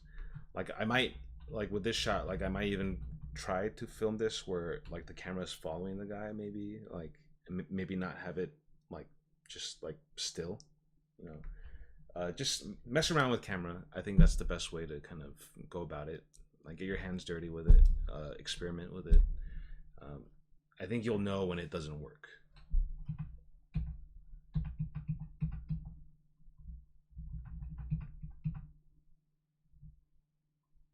So yeah, this was cool.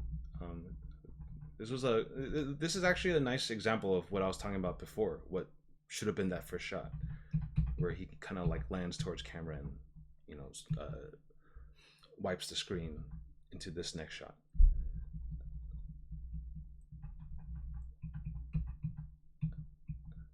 It's like this. I think right idea. You just gotta push it. Where I kind of want to see him rolling more.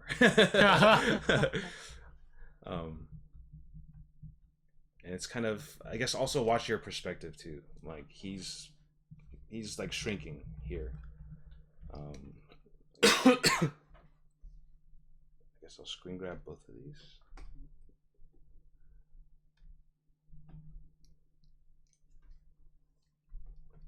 Are we on time? 9. Okay. I'll move a little bit faster. You do you. You're doing great. I feel like, yeah. I'm like, yeah, this is awesome. Here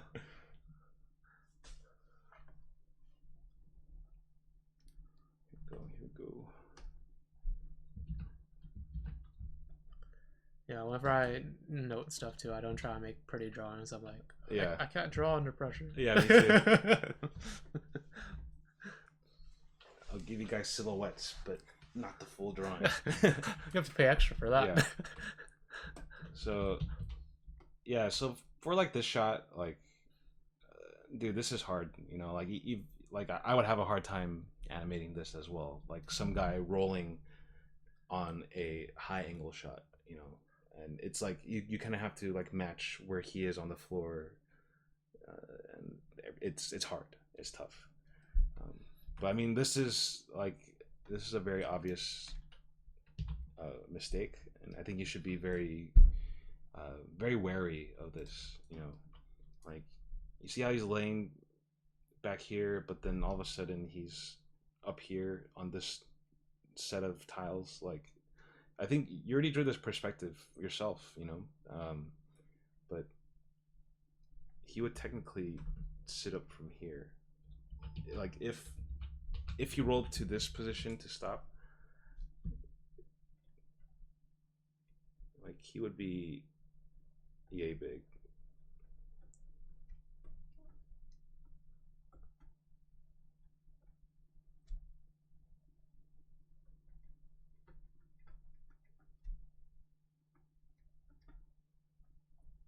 Ugh.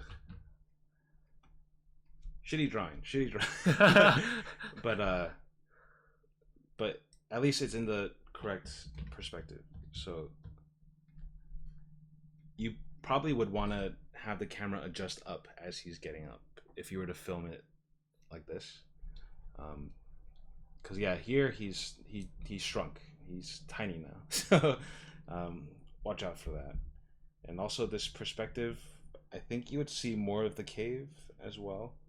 You kind of drew it here, but like if you actually followed it, horizon line's here, right? You'd probably see more of the cave as well, like this.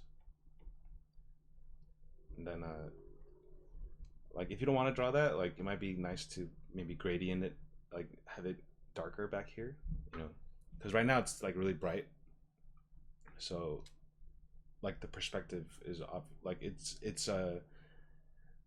like whatever you can do to like hide it, I guess, because like sometimes like for me it's like, oh man, this perspective is too complicated, but you can fuss with it to make it look right, you know, by kind of like just literally like making like a cave further in the distance darker or something, and then the eye would fill it in for you, you know. But as long as everything up in the front is perspectively correct, like I think you're good. But yeah, just things to watch out for. Like I'd even try to like to also make this a little bit more interesting, this shot. Like I kind of Dutch it a little bit. Maybe not like crazy Dutch where it's like, you know, like this, but you know, just a little bit, so that the horizon line is like, you know, like this.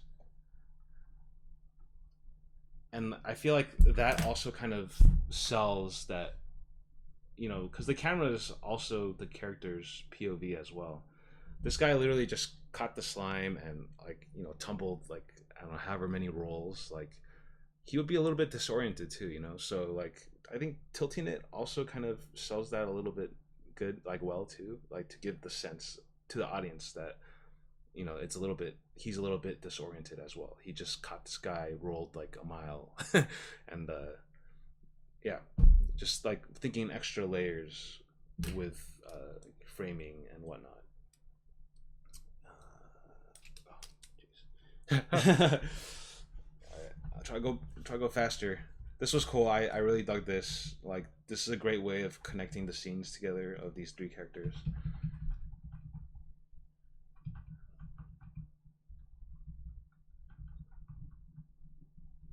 Like, even here too, like, maybe rather than having her come in like this, she could start off small here. Like, maybe she enters the screen here. Well, actually, while keeping screen direction, right? So she's going from left to right. Maybe she starts in tiny here, like, and she gets bigger and bigger, and then catches the slime. So it's like, you know, start small and then big, big, big, big, big, big, and then catches the slime. That way it's more exciting to the eye versus, I think, her just coming in from here. I mean, this works, you know. And then for this, I would probably so this might be kind of hard to animate. The easiest solution is to have her kind of swoop down and then, like, maybe go off screen, and then the camera kind of, you know, is trying to find this, you know, fast fairy, and then, like, you see her in the distance come up like this, and then the camera pulls up with her, so you get that sense of speed where she's like, boom, like literally goes like out of camera, and then coming back into camera, small and away from the camera. So that kind of also gives the sense of speed as well.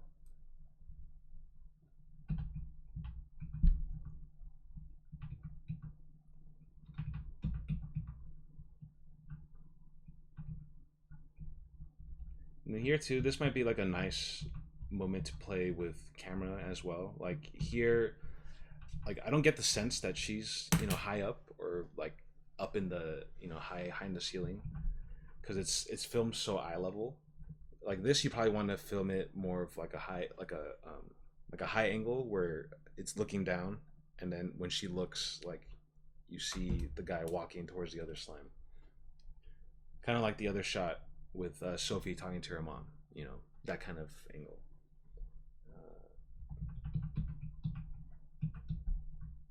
And then with this, I think you should work on your action poses a little bit, kind of filling in the blanks. Like right now, like, it's a cool idea. Even here might be like a nice moment to play with camera as well, like having the camera like follow the ninja, like, you know, so like play around with that, like, versus just doing it all on this one still shot. Like it's just not very exciting, you know. This might be like a good screen grab actually to do. Screen grab.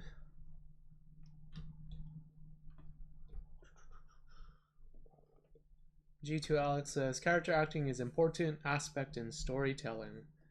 And then Happy Wally says just popped in and already hearing some great pointers. Cool.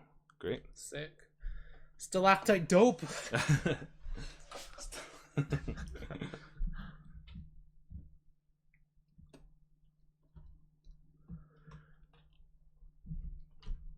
So, what was the previous frame?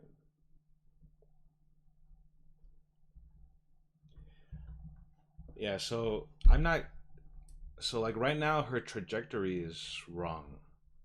Like, or wait, is this a she or a he? Anyways, the ninja's trajectory is wrong.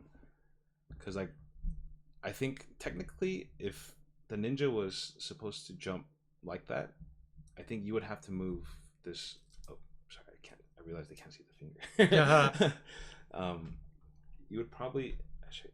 Sorry, I'm gonna grab the other shot too.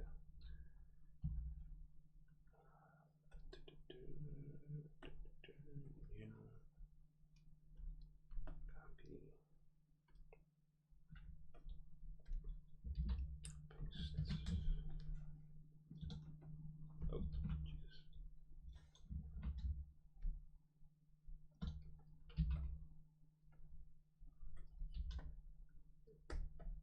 Oh.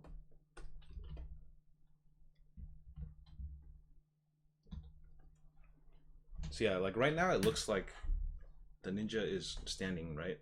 And instead of jumping like this in this direction, it looks like the ninja's jumping like this, but then flying flying this way right now. So the trajectory is wrong. Like you want this pose.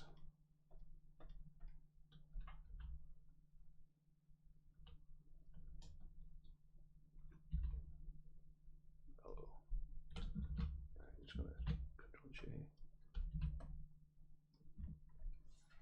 About right here, I think is more correct. Right? Because right now the ninja is facing this way. But with here, when this ninja is jumping, you're having the ninja jump this way instead. So that doesn't really work, you know. And I think also it might help to add some extra poses of the actual run up and then the ninja jumps. There might be a little bit too little poses right now. And then just working on, I guess like the posing of this as well. Like, I'll do a little quick draw over for the pose. Oh, is the thing? Sorry, I forgot how to do it where it's. Oh, here we go. Auto select layer.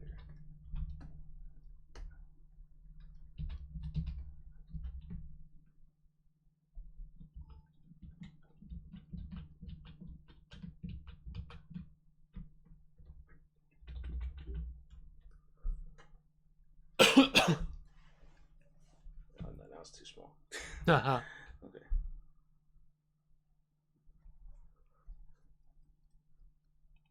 So like right now the pose like the jumping off point should be straight, right?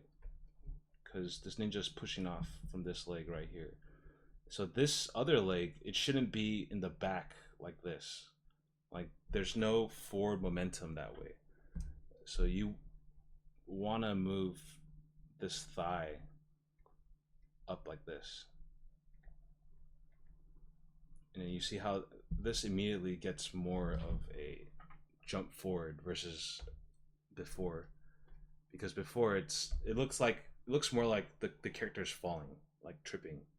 Because both knees are in the same location. They're like right next to each other. So by kind of separating the knee, like the two knees away from each other, like this sells that forward projection a lot better. You know? And then maybe even pushing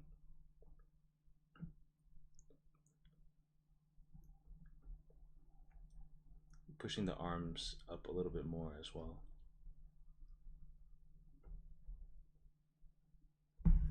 You know, like that. So so like this pose works a lot better. So yeah, just make sure when you do these kind of jumps that it's almost like running too, you know, like you don't want to, like you wouldn't be able to run if both knees are next to each other, right? Yeah. So you want to keep it separate. So even for jumping as well, getting that motion, like I think you need to do this as well. Just keep that in mind.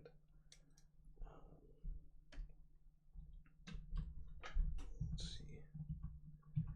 Yeah, I think for this it's just a matter of also adding some extra poses as well. It would help the scene a lot. Yeah, there's a camera move. Oh, there is. Yeah, that's cool.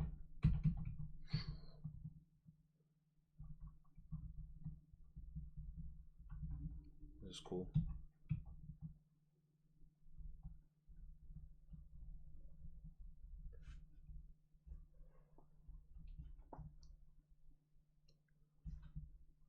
like for this, I would probably want to film this maybe not so eye level as well, and maybe just looking like straight down into this cauldron, you know, and you see maybe your idea was you didn't want to show the slimes like drop into whatever it's dropping into, but I think this could be definitely a better camera angle for this shot as well,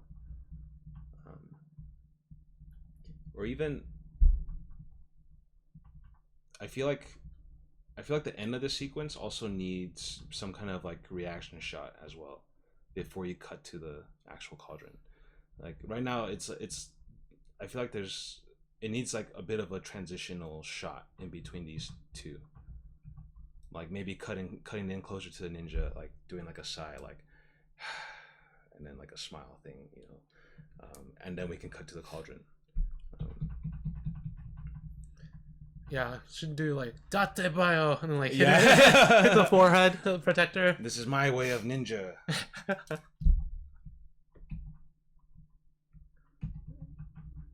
I like the shot. The shot was cool. Very funny. Hey, another camera. Yeah, camera movement. But this one I probably wouldn't start so wide. I would film it like a little bit closer, and then as the thing comes out, we can adjust up as well, like pan up, but also widen out as well, just so the camera is able to capture this monster. Yeah, That's cute. Yeah, great job. There's a lot of great ideas. I think work on pushing poses, pushing shots, pushing some of the action. But like I think you're almost there. You're almost there. It's just a matter of, like I said, pushing. So keep at it. I think you almost got it.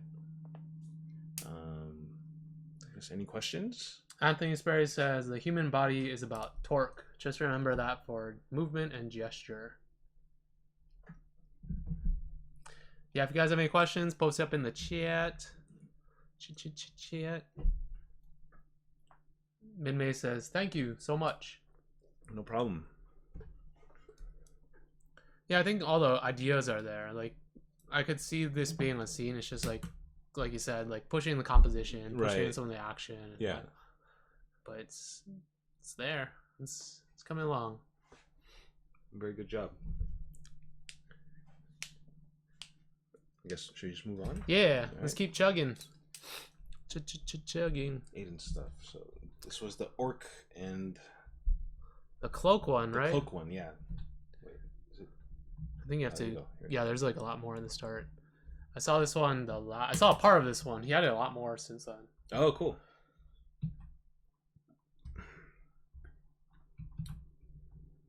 So he's walking through. Oh no!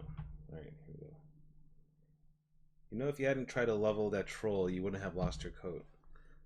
You could have helped me. The plan was to hide, so I hid. Sometimes plans change you. What? Shh. Look. Sees the orc. Orc's minding his own business. He's eating. He's having a good time. He has my cloak. Okay, let's wait till he goes to sleep. Then we go now. Grabs her. No, he's too dangerous. We have surprise and numbers on. If we wait, we won't have to fight at all. I'm freezing here. Can't wait any longer. There was some rustling. He sees them. Gets his axe. Walks over. They're like, oh crap. Shh, be quiet. Stepping closer to suspense. Oh god, is he going to catch him? And whoop, it's a cute little bunny. Oh, he stares, runs off. Whew. And he notices that she's cold. He's like, alright, I'll fucking grab your cloak. Let's do this. There's a cool stare down. They fight. while they fight, she grabs the cloak, kicks him Oh. off screen. Throws a what was it like a piece of charred wood? Yeah, I think it's like Yeah. a log, right? Yeah. Whoa, she just picks up with her hand. Yeah. Whoa. Badass. And then they're gone. Your cloak is disgusting. I don't care. It's cool. It's a cute little sequence. I think a lot of the notes I have are it's going to be the same as Mindy's, which is just pushing the action and kind of filming in more dynamic angles, and maybe even selling the idea that she's cold a little bit more, like even with the backgrounds and stuff. Like this area could be like a snow-covered place, you know, where like maybe just kind of like having like a little bit of like snow on top of these bushes or whatever, or on these rocks, like might help kind of sell that a little bit better as well. Because I think just visually right now, like if I weren't to listen to the dialogue or like read the dialogue, I wouldn't get the sense that she was cold, you know. So I think kind of like playing that up might help the storytelling a lot more as well. But yeah, I'll get into. So yeah, like watch out here. This is kind of like a match cut. Like they're not exactly the same size, but they're pretty close. So like for this, I'd probably film a little bit wider, you know, like maybe this much wider, and that way it won't be as jump cutty and match cutty.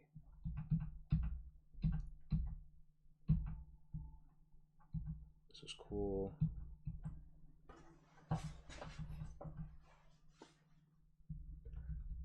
And I guess getting some nice kind of like drift ins might help too, like with this scene as well. Like she's having the foreground, and then you could do a nice like drift in as like she kind of like bypacks out a little bit.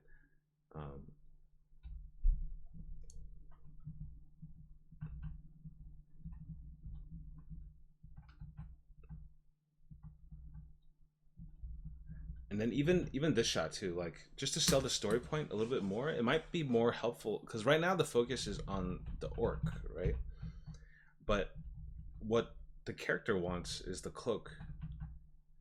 And right now, just from my first read, like if I didn't read the line, I would think, oh, she's angry at this orc and not that he has her cloak. So I think what this shot might be missing, or the framing of the shot might maybe should be focused more on the cloak. Like maybe we punch in on the cloak, like, and then we see the cloak, you know, and then we cut back to the character, and then you know, as an audience, you register like, oh, this character's POV is zooming in onto this cloak, so she's angry about this orc having the cloak, like visually, you know. So you can't always crutch on dialogue to help you sell a point. I think it's also important to do it visually as well. So like here, snap in, and then we're very close up on the cloak getting dirtied and stuff, you know. And then we cut back to her. Like, he has my cloak. So like this too. This is very jump cutty right here. They are Blue is literally the same size in both of these. Like this, I would probably film him a lot closer up to the camera.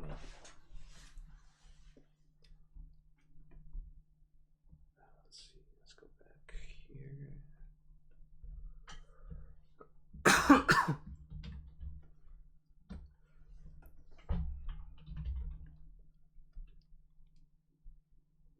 So I think it's just a matter of having him.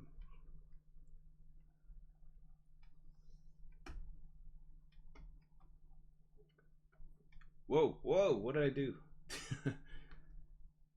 Oh. How do I get it back? Is it like this? Yeah, I think so. Okay, cool. There you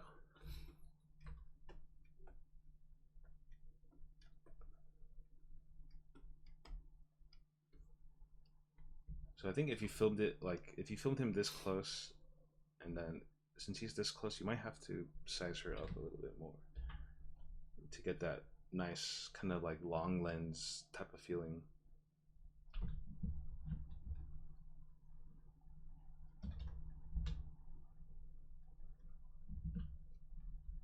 You know, something like this. So like now that he's, you know, so up close,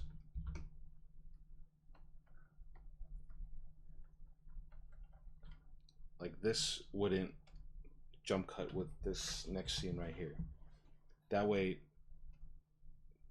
he's this large in the frame, and then when we cut back to here, he's not that large anymore. And that way it won't be as jump cutty.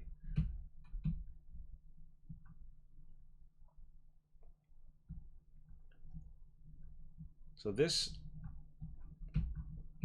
it's a nice funny reveal. Like, you know, he's explaining like, okay, like let's wait till he goes to, and then we truck out, and then she's like about to like, you know, give him some shit. It's a nice funny thing, but I think with this, like, if you just placed her heavier in the foreground, it would sell the perspective a little bit more.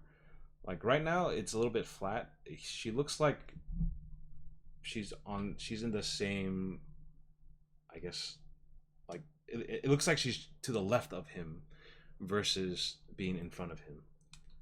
So with this, it's just a matter of also kind of sizing her up.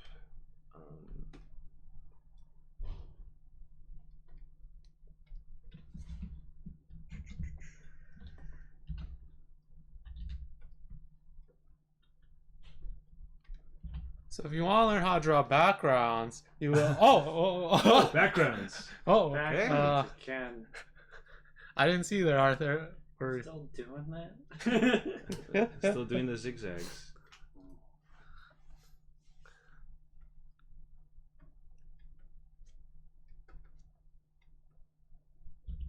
Oh. G2 Alex says, show don't tell. How do you know when to use dialogue to tell the plot instead of visually, and vice versa in storytelling? Well, it depends, you know. If it's like some exposition where it's like some guy explaining the history of whatever, like, sure, you might have some visuals to kind of like supplement that. But like something like that might be harder to show visually. You know, someone explaining like, oh, this, you know, king died in this year, whatever, blah blah blah. Like you can't really visually show that. Yeah. But in this case, the whole story is kind of focused on her cloak. You know, so I think with that shot specifically, it's like it didn't register to me visually that you know, that's what she was looking after or looking for.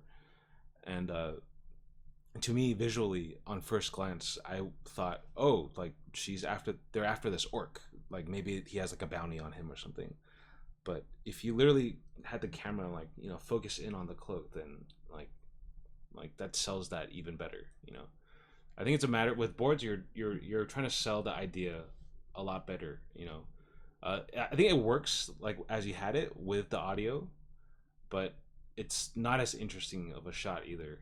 I think like if you had trucked in on the cloak, that would A, sell the idea better, and B, that would kind of spice up the shot as well. So yeah, that's kind of my answer for that. But yeah, for this shot, like you see how I put her up here, like she's got her blades or whatever. Now she actually feels like she's in front of him. You know, so the camera would truck out, and then she would kind of like slide in like this. Bipac. Do you still know what Bipac is? Or... We talked about it before, yeah. Yeah. I think so. So you like... guys should know.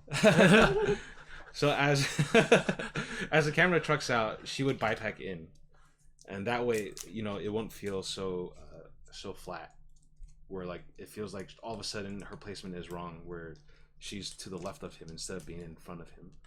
So once I change this, his eye direction would change as well. He'd actually be looking forward. Eyes up here. Don't want those sideways elevator eyes. And then plus this shot also just kind of excites the eye even more as well, because right now before is a very flat, you know, 2-shot where both characters are literally the same size. But like once I did this, like The depth. yeah, there's a lot more depth. Like you actually feel like she's in front of him and vice versa. So They're inhabiting space. It's not a 2-dimensional image at all. She's coming right at me. Oh shit! There's neither a zig or a zag. Yeah. But it zigged and zagged in my mind. Perspective. The mind zagger. Cloak and Zagger. and then so in this same shot you have him grabbing her and pulling her back down. So in the shot that I kind of laid out, it might be harder to do that. It might be harder to sell that. So like maybe in this shot she can get up, and then the new shot, you would cut to a new shot, and then maybe you see her like running into frame like this, and then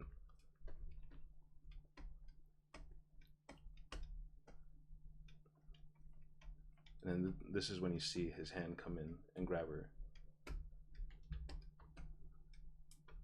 hand like that.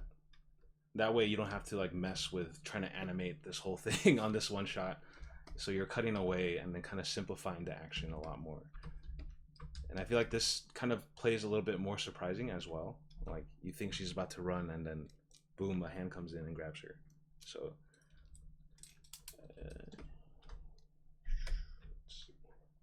moving on.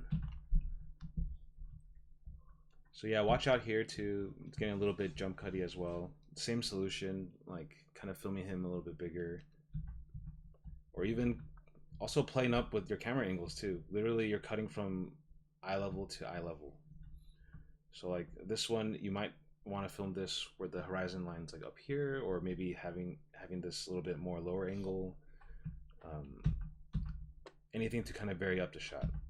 Yeah, because right now, if you just focus on the horizon line, every shot has been eye level. Even this shot, like going from eye level to eye level to eye level to eye level to eye level to eye level to eye level. So just the overall note, I think really work on picking different angles to kind of just break up the storytelling and the layout. Minmeiz says, shouldn't we also try to avoid showing hands grabbing things since that's also hard to animate?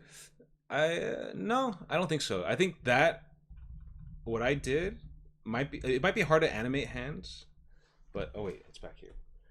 It might be hard to animate hands, but like this is much easier to animate than animating 2 characters getting up, full body shot, and then grabbing her there. That's because here you're just focused. The animator only has to draw a hand and a very close-up shot of another character. You don't have to draw the rest of the body. You don't have to see the legs kind of like touching or the feet touching the ground at all. Because like if you're on a shot like this wide, like there's more drawings technically, and then this, like you're kind of cutting the action up, so it's a lot easier to animate.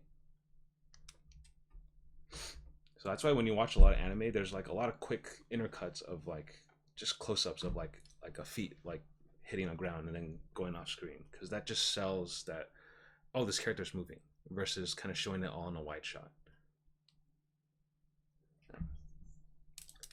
Yeah, it's like picking and choosing your battles. Hands are harder to animate, but there are a lot of things that are hard to animate. Yeah. It's hard to animate. Yeah. It's hard. It's hard. I mean, it's hard. it's hard to animate in general. Yeah. It's like, oh. Better hand than an entire body reaching forward in perspective to grab a character exactly. bigger. Exactly. Yeah. Yeah. So doing this is like a more simple solution in my opinion, and it sells the idea. And honestly, when you cut, I feel like there's a little bit more impact too when you cut. So. But But yeah, I think the more you storyboard and the more you draw, the more you realize what's actually hard to animate and to draw. So I guess going back to Mindy's boards, like there's like a lot of poses that you didn't pose out because you're having the character kind of animate like into the distance, which is like pretty hard to draw, you know. And I think if you actually had to draw that out, you would realize like, oh shoot, like this is pretty tough, like drawing a full body character like moving in space, like, you know, away from camera or towards camera and stuff. But I mean, definitely for action scenes, you want to, that's where you want to splurge money. So that's like when you should do it and stuff. But if you could avoid it, like that'd be awesome as well. Like, you know, creative cuts to not have the animator animate all those poses as well. So like for me, like in this section, it's like I wouldn't want to animate a character, two characters getting up and then, like Arthur said, reaching into space, like towards the camera at a larger character and then pulling her back. Like I would do a more simple cut where it's on a background, she runs in, and then hand quickly comes in and grabs her, and then you get this exact same sense, but with even more impact because you're cutting to a new scene. That's not our place, is it? I don't know. I don't think so. Kind of sounds like painting. Oh, Maybe he's throwing texture on a sick background. did you guys want to sit down? We're actually gonna grab Oh. food. Yeah. Well then, Does anyone want us to bring them back a burger? I'm good. Thank you though. Thanks.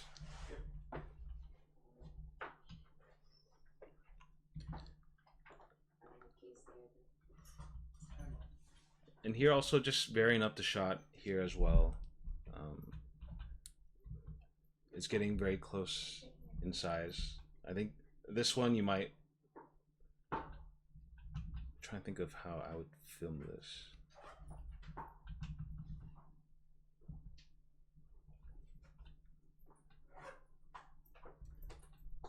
Like either wider or have him, you know, closer up, like where his head's like See you guys. maybe yay big, and then having him turn towards the bush like that.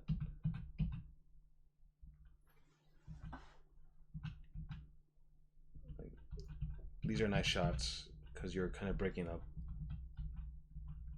the other similar size shots as well. So I definitely dig this shot. It's a cool shot. I think this could be a little bit more dynamic. You could push this more. It's the right idea.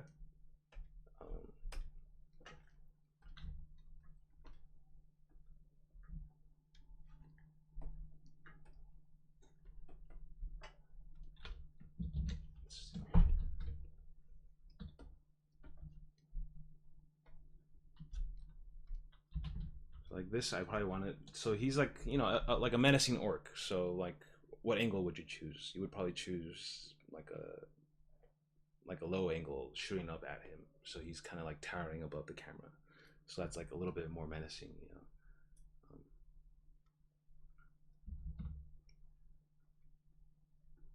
So like, you know, really playing with the perspective, then kind of having the camera like, or having the axe more towards camera, like big.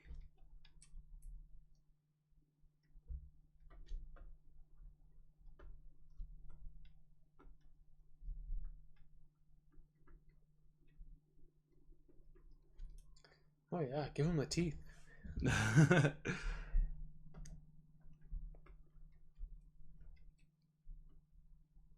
You know, kind of like more of this vibe, you know, where, you know, I feel like this is a lot more menacing.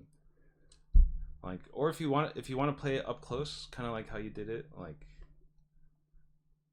maybe go even closer instead of settling with, like, because like right now there's no focus right now in this shot either. Like he's kind of all the way onto this side, and then this axe is all the way on this side, and they're both like this head of the axe is also kind of almost the same shape or the same size as his head as well. So it's just, it feels very flat, you know. But if you want to go, so instead of going like the way I did, like you can also go like maybe even closer.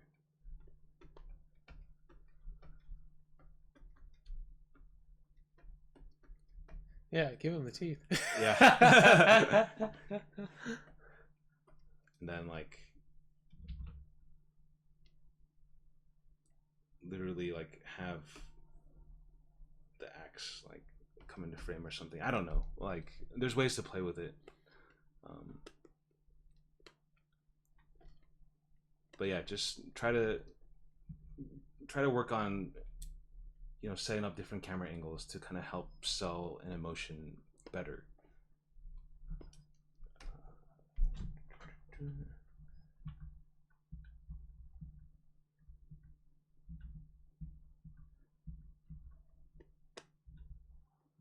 It's like even here too, it's a little bit jump cutty as well. They're kind of getting pretty close in size.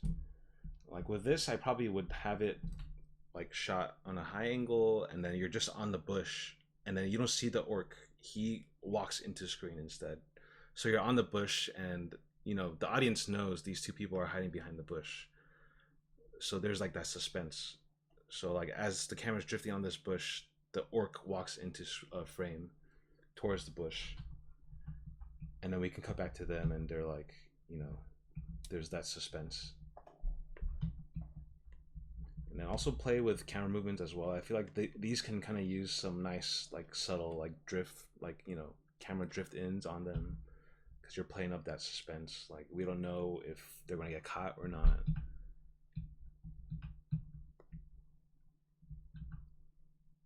And then this too, the focus, I feel like he should be centered. Like he should be like directly in the center, so the eye can really focus on the orc, and you feel that sense of suspense. Because like right now he's kind of all the way off to the side, and that's not my first read. You know, my first read is this blank white space right here. So that's where the orc should be. He should be right here. These are cool. I like these. If you want to push it even more, you can literally be even closer, like just on her eye. And then here too, same thing. Like, yeah, see? Look, you had it right here. This is perfect. But even here too, I would push it. I would push it more where, like, you know, sell that angle really well, that menacing angle.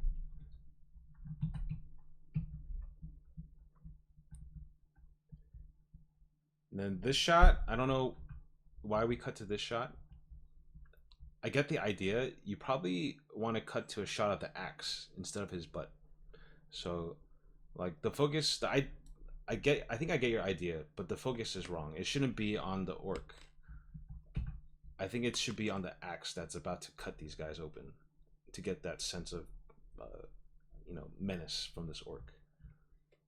So I think replacing this shot with a shot of the axe, like kind of like gleaming, like ding, you know, that like anime sparkle or whatever, like, and then cutting to this, like that would sell that suspense a lot more.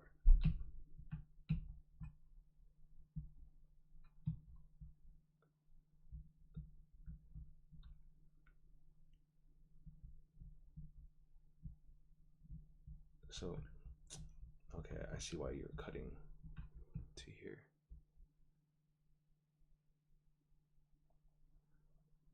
So I think I would film the shot different altogether. Like rather than being on the butt, I think you would want, you know, this is going to be very crude drawing, but you know, the bush is right here.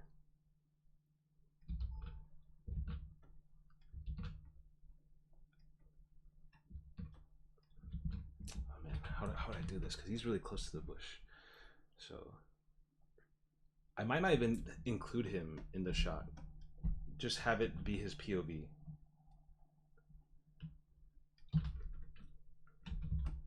You want some orc ass in your shot? No. They are like well defined. Oh, everyone's all afraid. Like, oh no. Let's draw a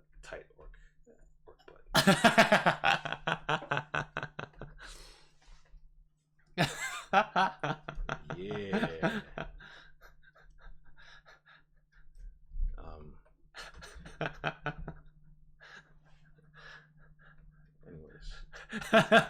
Anyways.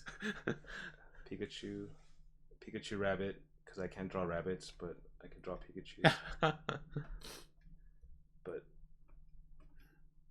you know, something more of like this shot.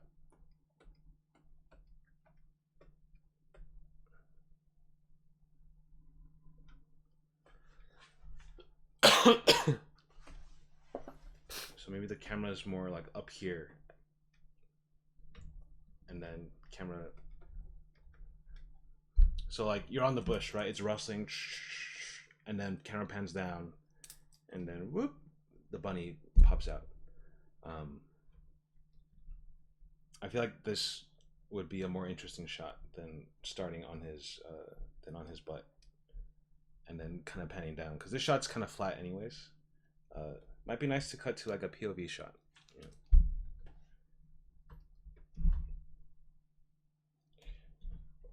Okay, go.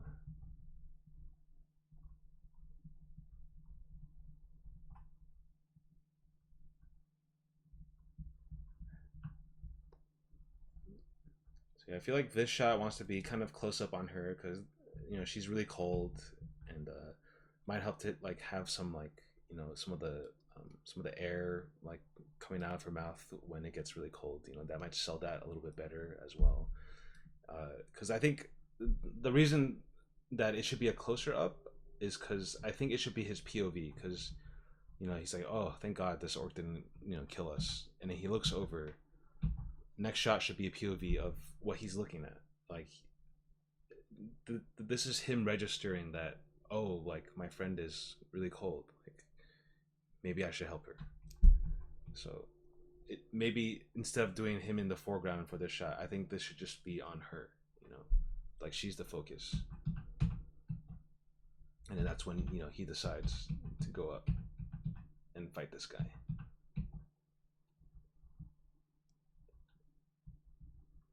This is cool. This might be cool to have like a nice, like maybe shoot it even wider where it's not like, maybe like even wider like this, and then do the cool like anime like showdown shot where it's the camera's panning left or right, and then you have some foreground elements kind of like sliding. You know, this is like that like Wild West, you know, showdown moment where you want to sell this. You know, they're about to like shit's about to go down. You know?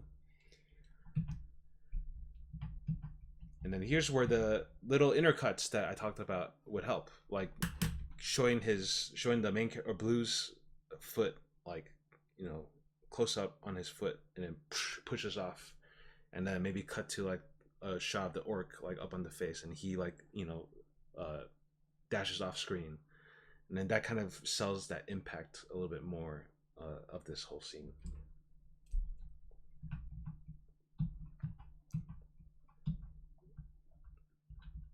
There's some cool fight. I think here again, watch your perspective. Like, I think he's getting a little bit like, it's kind of like the earlier problem where they feel like they're literally, I guess he feels like he's in a hole or something like shorter than him, and he should feel more. Here, I'm gonna screen grab this real quick.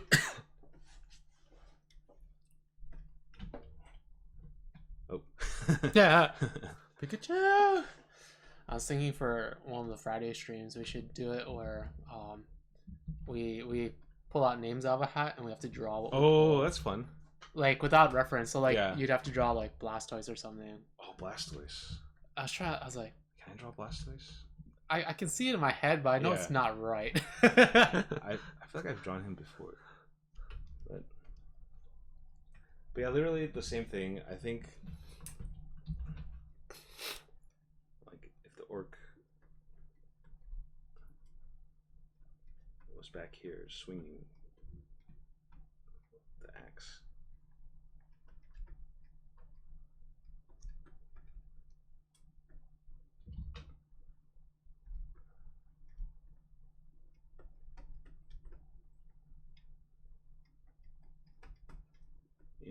having the character kind of heavier in the foreground. So I think, you know, so you see how this kind of sells.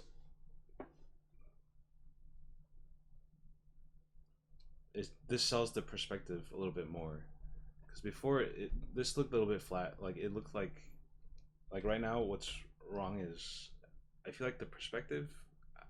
Well, that's the first thing. I don't know where the perspective is, the horizon line. So let's say it's here, right? If he's right next to him, like he's like he would be in a hole, you know what I mean? Like, so I think just moving him up here, you know, would be right. So It's like what you talked about last time, how their heads have to hit the same place on right, the horizon. exactly, yeah. So like he shouldn't be this short compared to the orc, right? Unless he's doing like a ducking swing, which I don't think he's doing. But he's probably, the orc's probably taller than him, but maybe he's to his shoulder, and this feels right, where his head's right aligned onto his shoulder. So watch out for that. Kind of like some of the advice I gave to Mindy, which was kind of play up some of the starting close up on the camera and then going away from camera, or vice versa. Oh, Caleb says, gotta head out, but thank you guys for an amazing stream and being so generous with your time as always. See you next week. Cool. See you, Caleb. Have a good one. Thanks for coming by.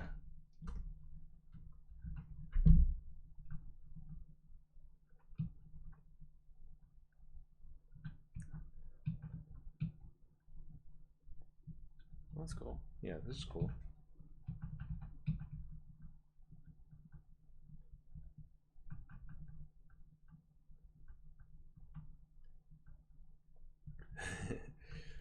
Yeah, like I didn't realize that it was just like it would burn her hands. Yeah.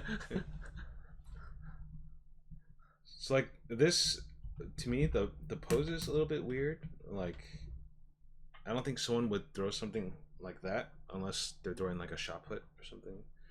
Like she would technically like do this, right? Like this antic, and then that way it feels even more like a throw. So like brings it back here, maybe one more pose, and then boom, and then boom, like that. So like how many poses is that? It's like 1, 2, 3, and then 4. So like you don't want to show too much of it like in between, or else it starts to feel kind of slow. So you kind of want it to like snap fast, like from here to here.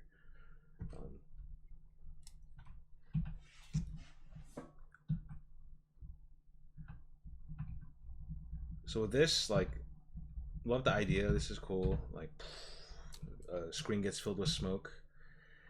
I think we want to see the smoke kind of settle a little bit before we cut back out, so it kind of gives the audience more time to buy that like these two have escaped, while like, you know, the orc is kind of covered in smoke. So kind of just like easy solve is just to keep this. And then as the smoke dissolves, we see the orc again. He still has his hands up. As it fully dissolves, he kind of like lowers his hand and he looks like that. And then we cut wide, and then they're gone.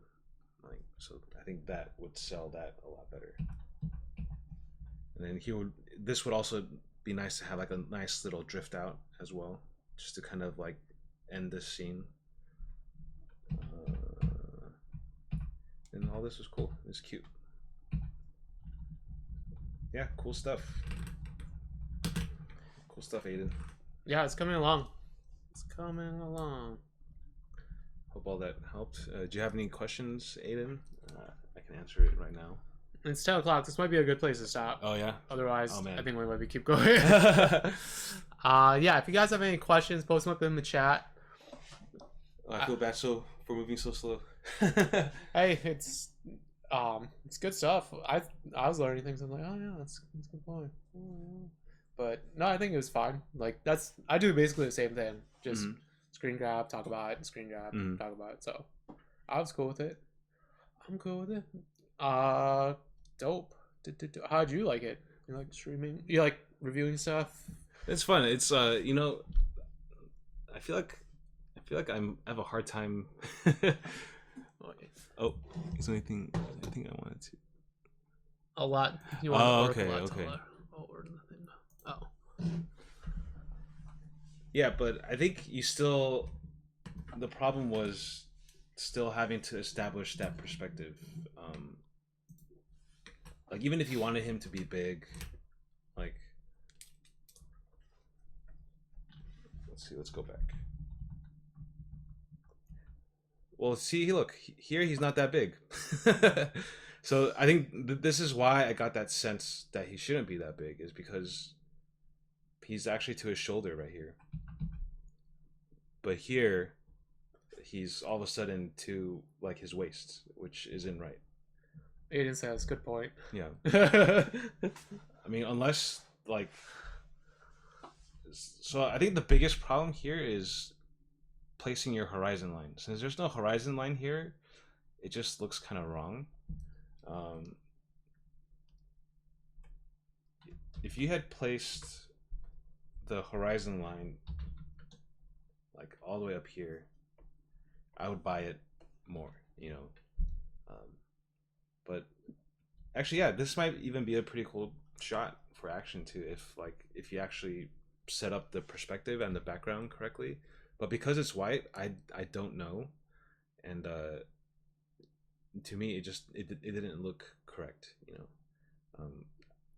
And I don't think it was completely filmed in that kind of high angle shot, because the way they run off, you see here the perspective isn't filmed like it's being shot from above.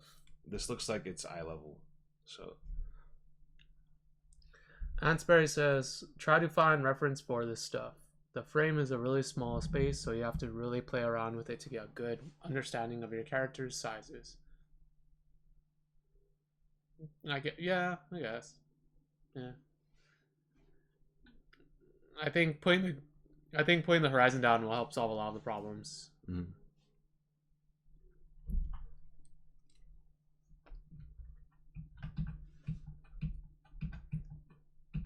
yeah, do you have any more questions?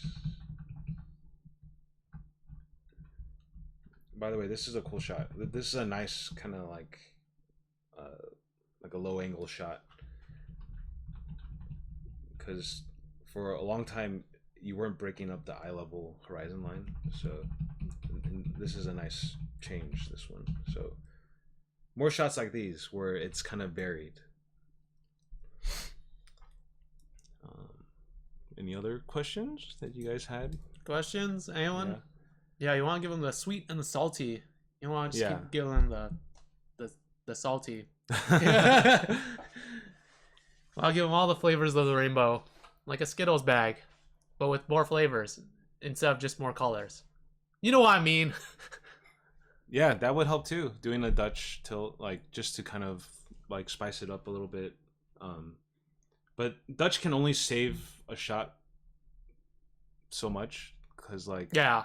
I think I feel like it all comes down to horizon line, like where you place that, and then the Dutch is like the extra, like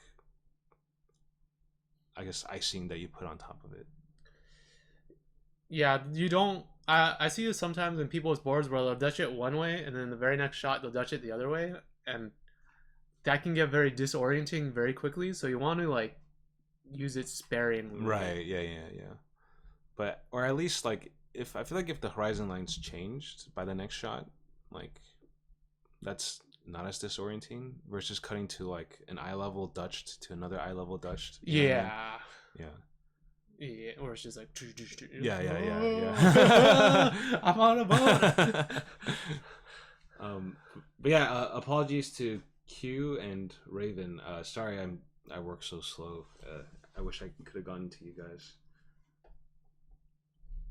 But I remember seeing some cool stuff. Minmeiz says, what is your process on choosing camera movements? I have trouble adding those to make the shot feel right and not overdone.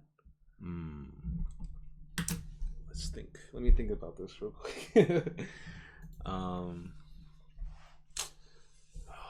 movements.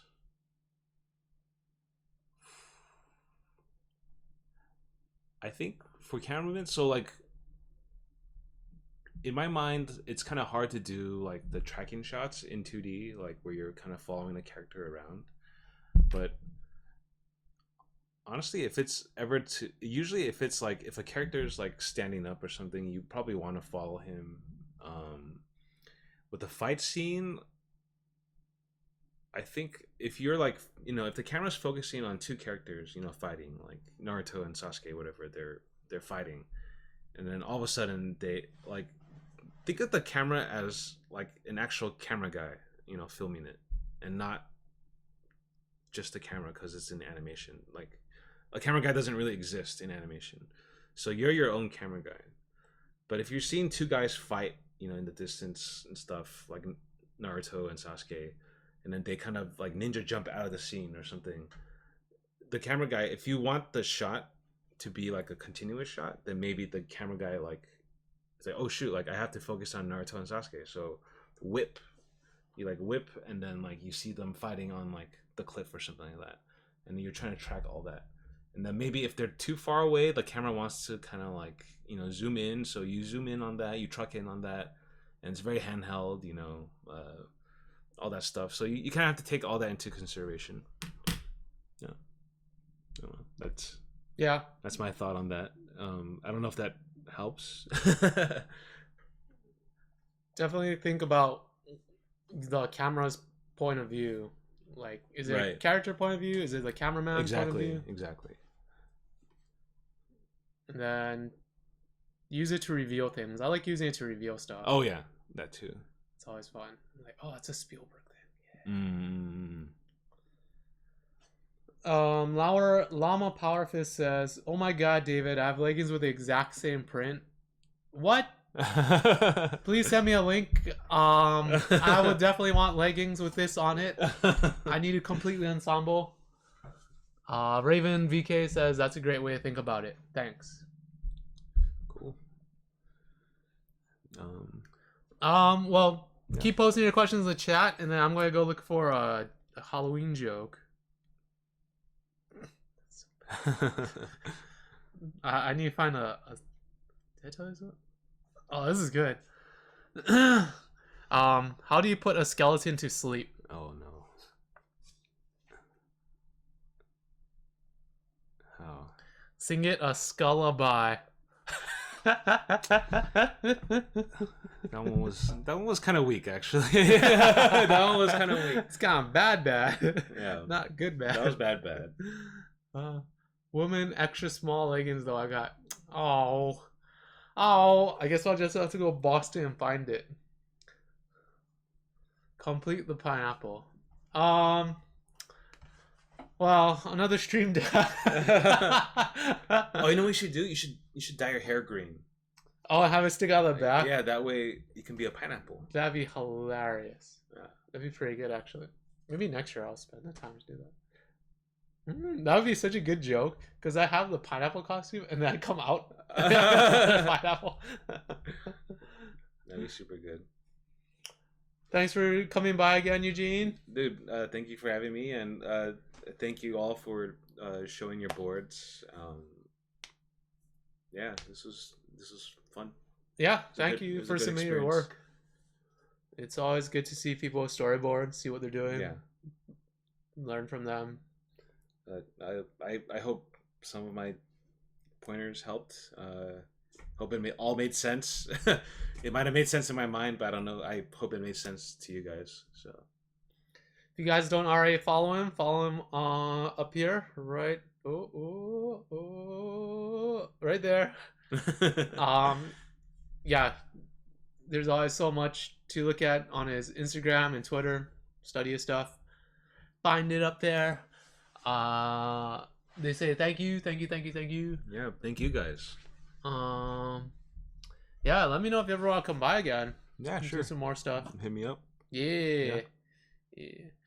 I don't know what I'll be doing for November. I don't think I'll be dressing up in November. Maybe turkey. Maybe turkey. Maybe a pilgrim. Maybe every time we do it, it'll be eating. We'll set it up so that I can get behind that. It'll be a feast. Mm. Maybe that'd be fun. Maybe just it'll be more people. But I don't imagine too many people would want to come out to the stream. Maybe turkey one week, pie one week, Dude, that'd be fun. mashed potatoes one week, Oh, spam musubi one week. you're talking my language. But yeah, we'll let you guys know. Oh, it sounds good. Yeah, mukbang critique. That's what I'm saying. Oh man. Oh wow, that's not Oh, bad. stuffing's the stuffing's Ooh, good too. stuffing. Yeah. I could get behind some stuff. Eat, Yeah. eat it like this. Okay, guys. Thank you for coming by. We'll see you guys. Thanks, guys. Take care.